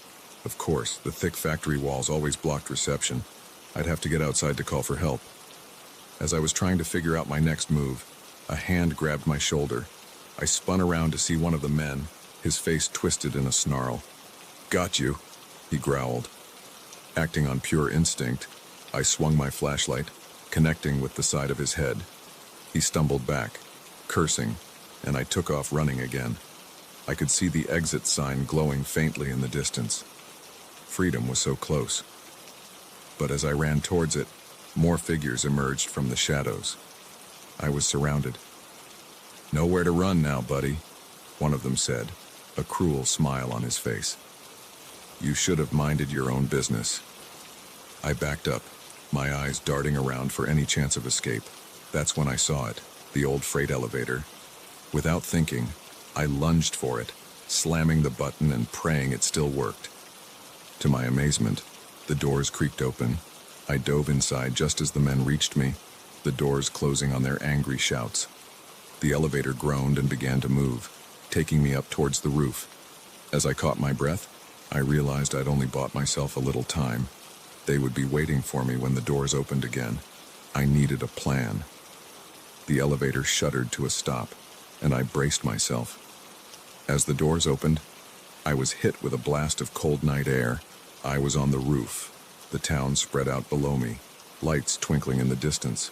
I could hear shouts and footsteps coming from the stairwell. They were coming. I ran to the edge of the roof, looking for any way down. That's when I saw it, the old fire escape, rusted but still intact. Without hesitation, I swung myself over the edge and onto the metal stairs. They creaked ominously under my weight, but held. I started to climb down, moving as fast as I dared. I was about halfway down when I heard voices above me. They'd found the fire escape. I looked down. It was still a long drop to the ground, but I had no choice. I took a deep breath and jumped. I hit the ground hard, pain shooting through my legs, but adrenaline kept me moving. I staggered to my feet and ran. heading for the fence that surrounded the factory grounds. Behind me, I could hear shouts and the sound of pursuit. My lungs burned and my legs felt like lead, but I didn't dare slow down. The fence loomed ahead, topped with barbed wire. It might as well have been 100 feet tall. But then I saw it.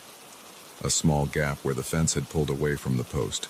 It was a tight squeeze, but it was my only chance.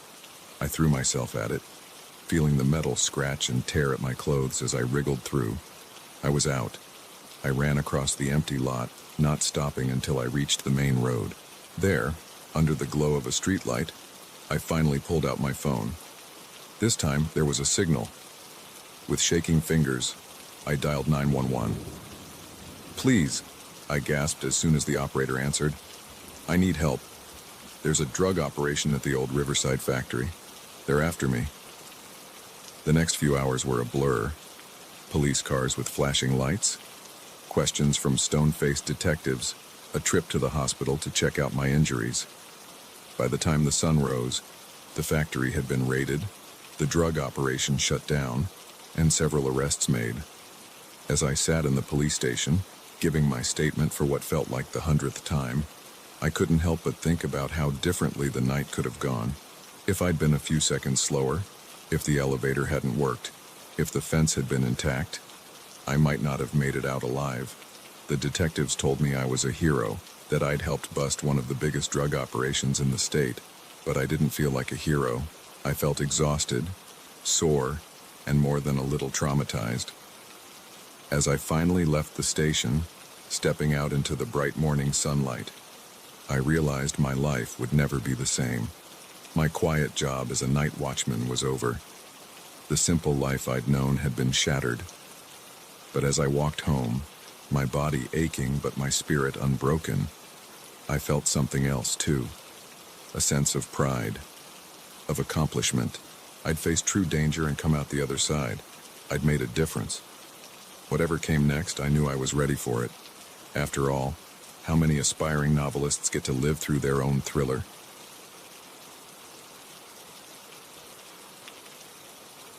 The moment I saw his eyes glinting in the flickering porch light, I knew I'd made a terrible mistake. What I thought was a refuge from the storm had just become a trap, and I was the prey. It had been a long day on the road. I was driving cross-country, chasing a job opportunity in California that promised to turn my life around. The weather had been perfect for the first 2 days of my journey, but as I crossed into Nevada, things took a turn for the worse. Dark clouds rolled in, bringing with them a downpour unlike anything I'd ever seen. The rain was coming down in sheets, making it nearly impossible to see more than a few feet in front of my car. I slowed to a crawl, my knuckles white on the steering wheel as I strained to make out the road ahead. That's when it happened.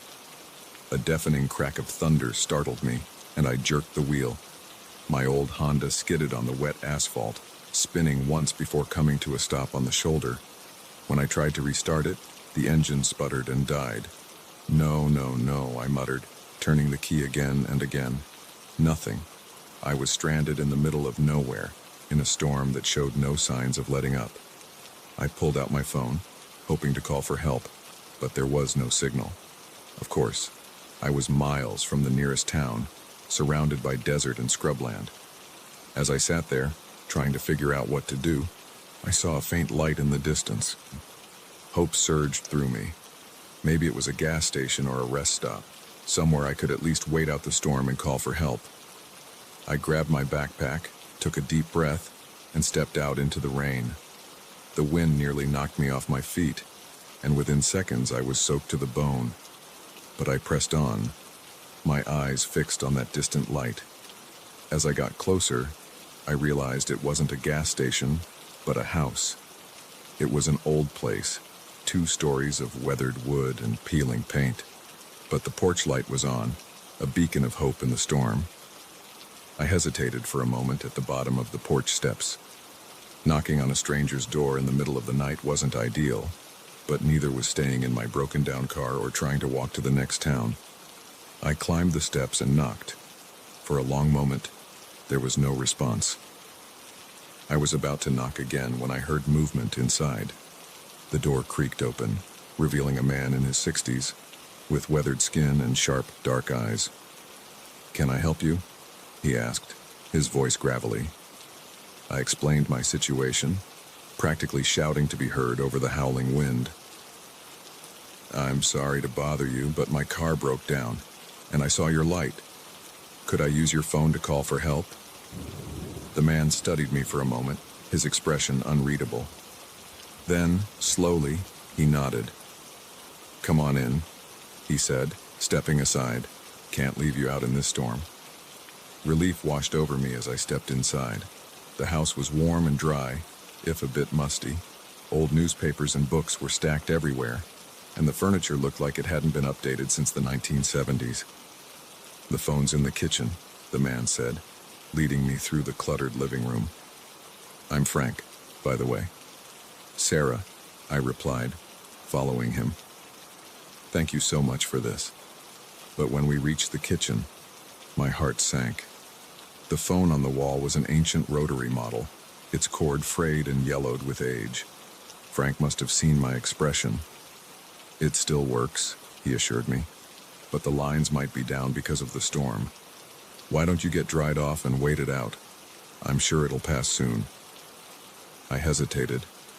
Every instinct was telling me to leave, to brave the storm, rather than stay in this strange house with this strange man. But another crack of thunder made me jump, and I realized I had no choice. "That'd be great," I said, forcing a smile. "Thank you." Frank nodded and disappeared upstairs, returning a moment later with a towel and some clothes. "These were my daughters," he explained.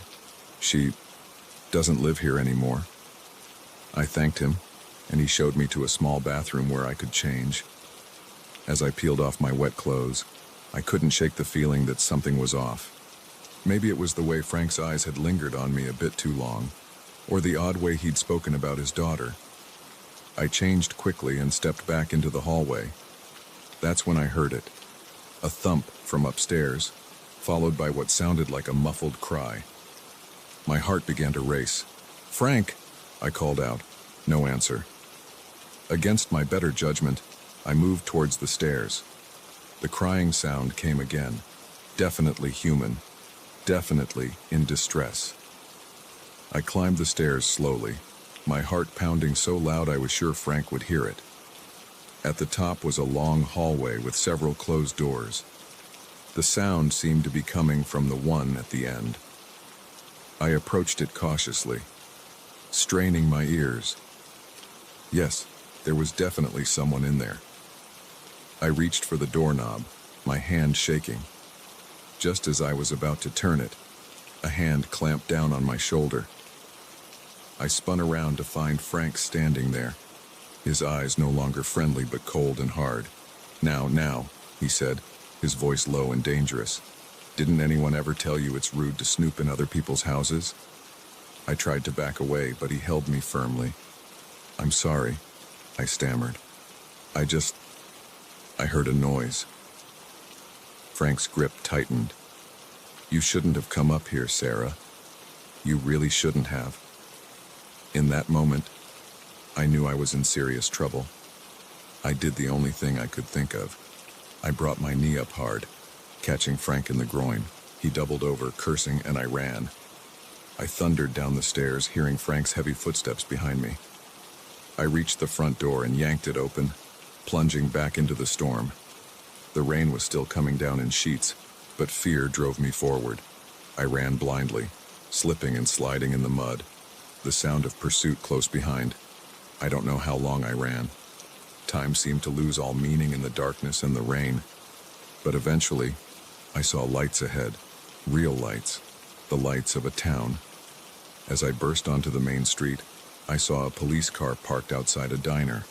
I ran towards it, waving my arms frantically. The officer got out, alarmed by my appearance.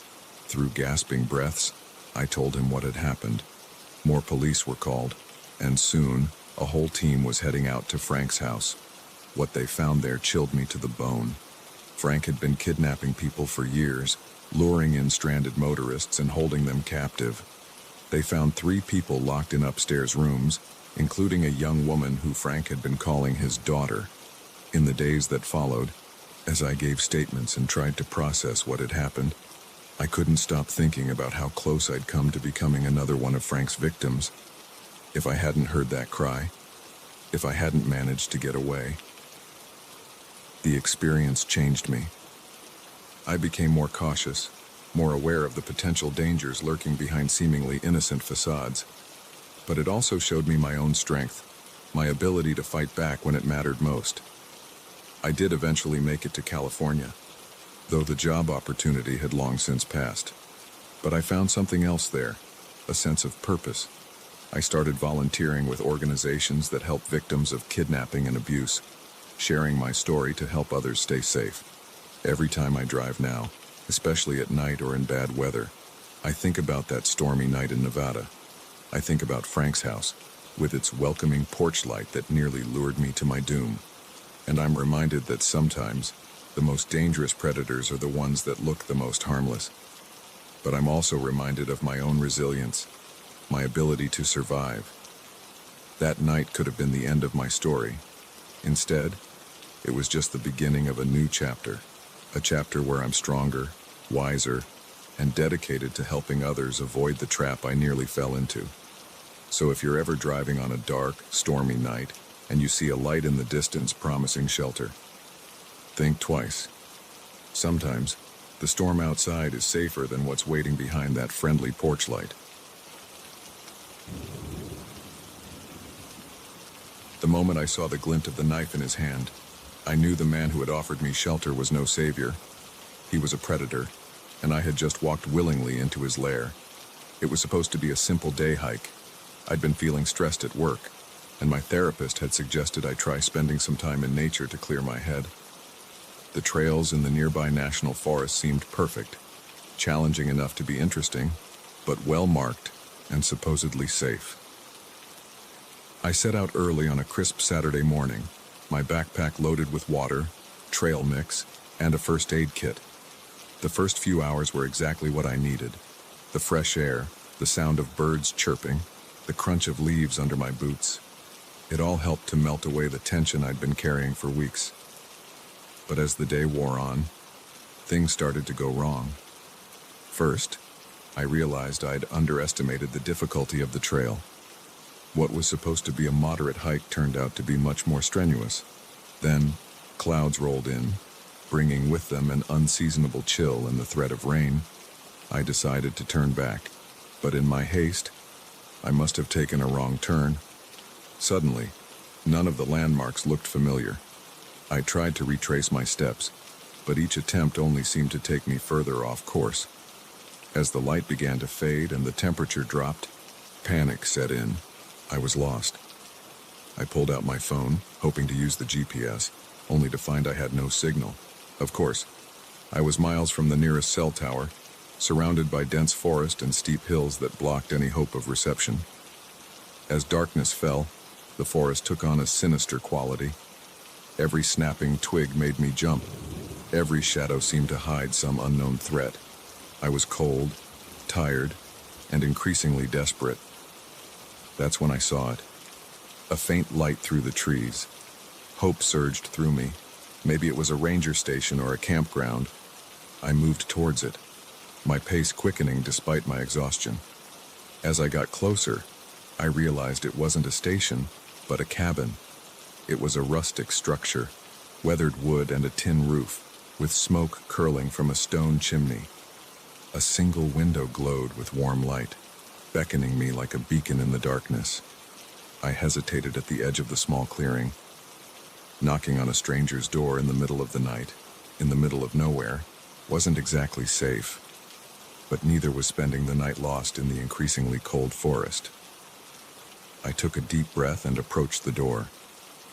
My knock was answered almost immediately.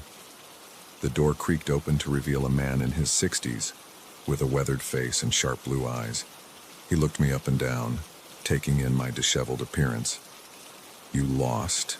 he asked, his voice gruff but not unkind. I nodded, explaining my situation. To my relief, his expression softened.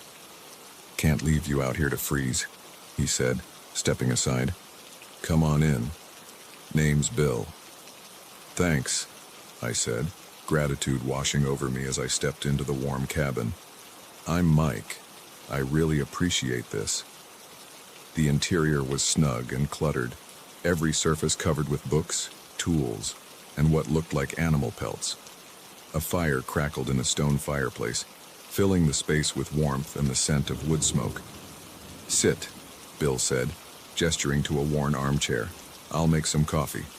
Warm you up." As he moved to the small kitchenette, I sank into the chair, the events of the day catching up with me. I was safe. I'd be able to get directions back to my car in the morning. Everything was going to be okay. But as I watched Bill prepare the coffee, something began to nag at me. Maybe it was the way his eyes kept darting to me, or the tense set of his shoulders. Something felt off. "So," I said, trying to break the tension, "do you live out here full time?" Bill grunted an affirmative. "Going on 30 years now.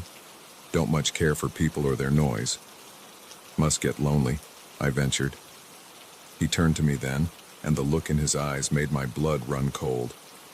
"Oh, I get visitors now and then," he said, his lips curling into a smile that didn't reach his eyes. "Folks like you, who lose their way."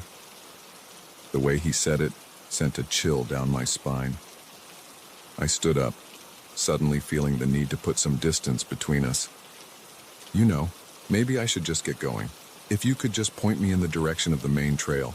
"Sit down," Bill said, his voice hardening. And that's when I saw it, the knife in his hand, its blade catching the firelight. My heart began to race. I looked around frantically, searching for a weapon, an escape route, anything. But Bill was between me and the only door, and the windows were small and likely nailed shut. "What do you want?" I asked, trying to keep my voice steady. Bill's smile widened, showing yellowed teeth. "Company," he said simply. "It does get so lonely out here." He took a step towards me, the knife held loosely at his side. I backed up until I felt the wall behind me. My mind raced, trying to remember the self-defense class I'd taken years ago. "Look," I said, holding up my hands. "You don't have to do this. I won't tell anyone I was here. Just let me go, and we can forget this ever happened." Bill laughed, a harsh sound that echoed in the small cabin. "Oh, I'm not worried about you telling anyone. No one would believe you anyway. And even if they did, they'd never find this place, just like they never found the others." The implications of his words hit me like a punch to the gut. Others? How many hikers had wandered to this cabin, thinking they'd found salvation, only to never leave? As Bill took another step forward, I knew I had to act. I feinted to the left, then dove right, aiming for the fireplace. My hand closed around a poker just as Bill crashed into me, sending us both to the floor. We grappled, rolling across the rough wooden planks. The knife flashed, and I felt a searing pain across my arm. But adrenaline kept me going. I brought the poker up hard, catching Bill in the side of the head. He grunted in pain, his grip loosening just enough for me to scramble away. I bolted for the door, fumbling with the latch as I heard Bill getting to his feet behind me. The door flew open and I plunged into the night. The cold air hit me like a slap, but I didn't slow down. I ran blindly through the trees, branches whipping at my face, roots threatening to trip me with every step. I could hear Bill crashing through the underbrush behind me, his angry shouts echoing through the forest. I ran harder than I ever had in my life, fear and adrenaline pushing me beyond what I thought I was capable of. I don't know how long I ran. Time seemed to lose all meaning in the darkness and the terror, but eventually, the sounds of pursuit faded, replaced by the normal nighttime noises of the forest. I slowed to a walk, my lungs burning, my legs feeling like jelly. I was lost again, but this time, that seemed like the least of my problems. I was injured, exhausted, and being hunted by a madman who knew these woods far better than I did. As the adrenaline began to wear off, the pain in my arm became more intense. I looked down to see my sleeve soaked with blood. I needed to stop and tend to the wound, but I was afraid to stay in one place for too long. Just as I was about to give in to despair, I heard something that made my heart leap. The sound of running water. A stream or river could lead me out of the forest, or at least to a road or trail. I followed the sound, moving as quietly as I could. The sky was beginning to lighten, the first hints of dawn breaking through the trees. And there, just ahead, I saw it. A small river, its waters reflecting the pale morning light. Relief washed over me, but I didn't let my guard down. I followed the river, staying close to the bank where the terrain was easier to navigate.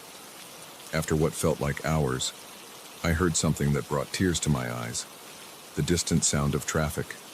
I quickened my pace, hope giving me a second wind. Finally, I broke through the tree line to see a highway stretching out before me. I flagged down the first car I saw, probably looking like a madman with my torn clothes and bloodied arm. The elderly couple in the car were alarmed at first, but after hearing my story, they quickly offered to drive me to the nearest hospital. As we drove away from the forest, I couldn't help but look back, wondering if Bill was still out there, waiting for his next victim. At the hospital, I told my story to the police. They were skeptical at first, but the evidence of my injuries and my obvious terror convinced them to investigate. They never found Bill or his cabin. It was as if they had vanished into the forest. In the weeks and months that followed, as I recovered from my physical and emotional wounds, I couldn't stop thinking about how close I'd come to becoming another missing hiker, another mystery for someone else to solve. The experience changed me, made me more cautious but also more appreciative of life. I still go hiking sometimes, but never alone. And I always make sure someone knows exactly where I'm going and when I'll be back. Because I learned the hard way that sometimes the most dangerous predators are the ones that look like they're offering help.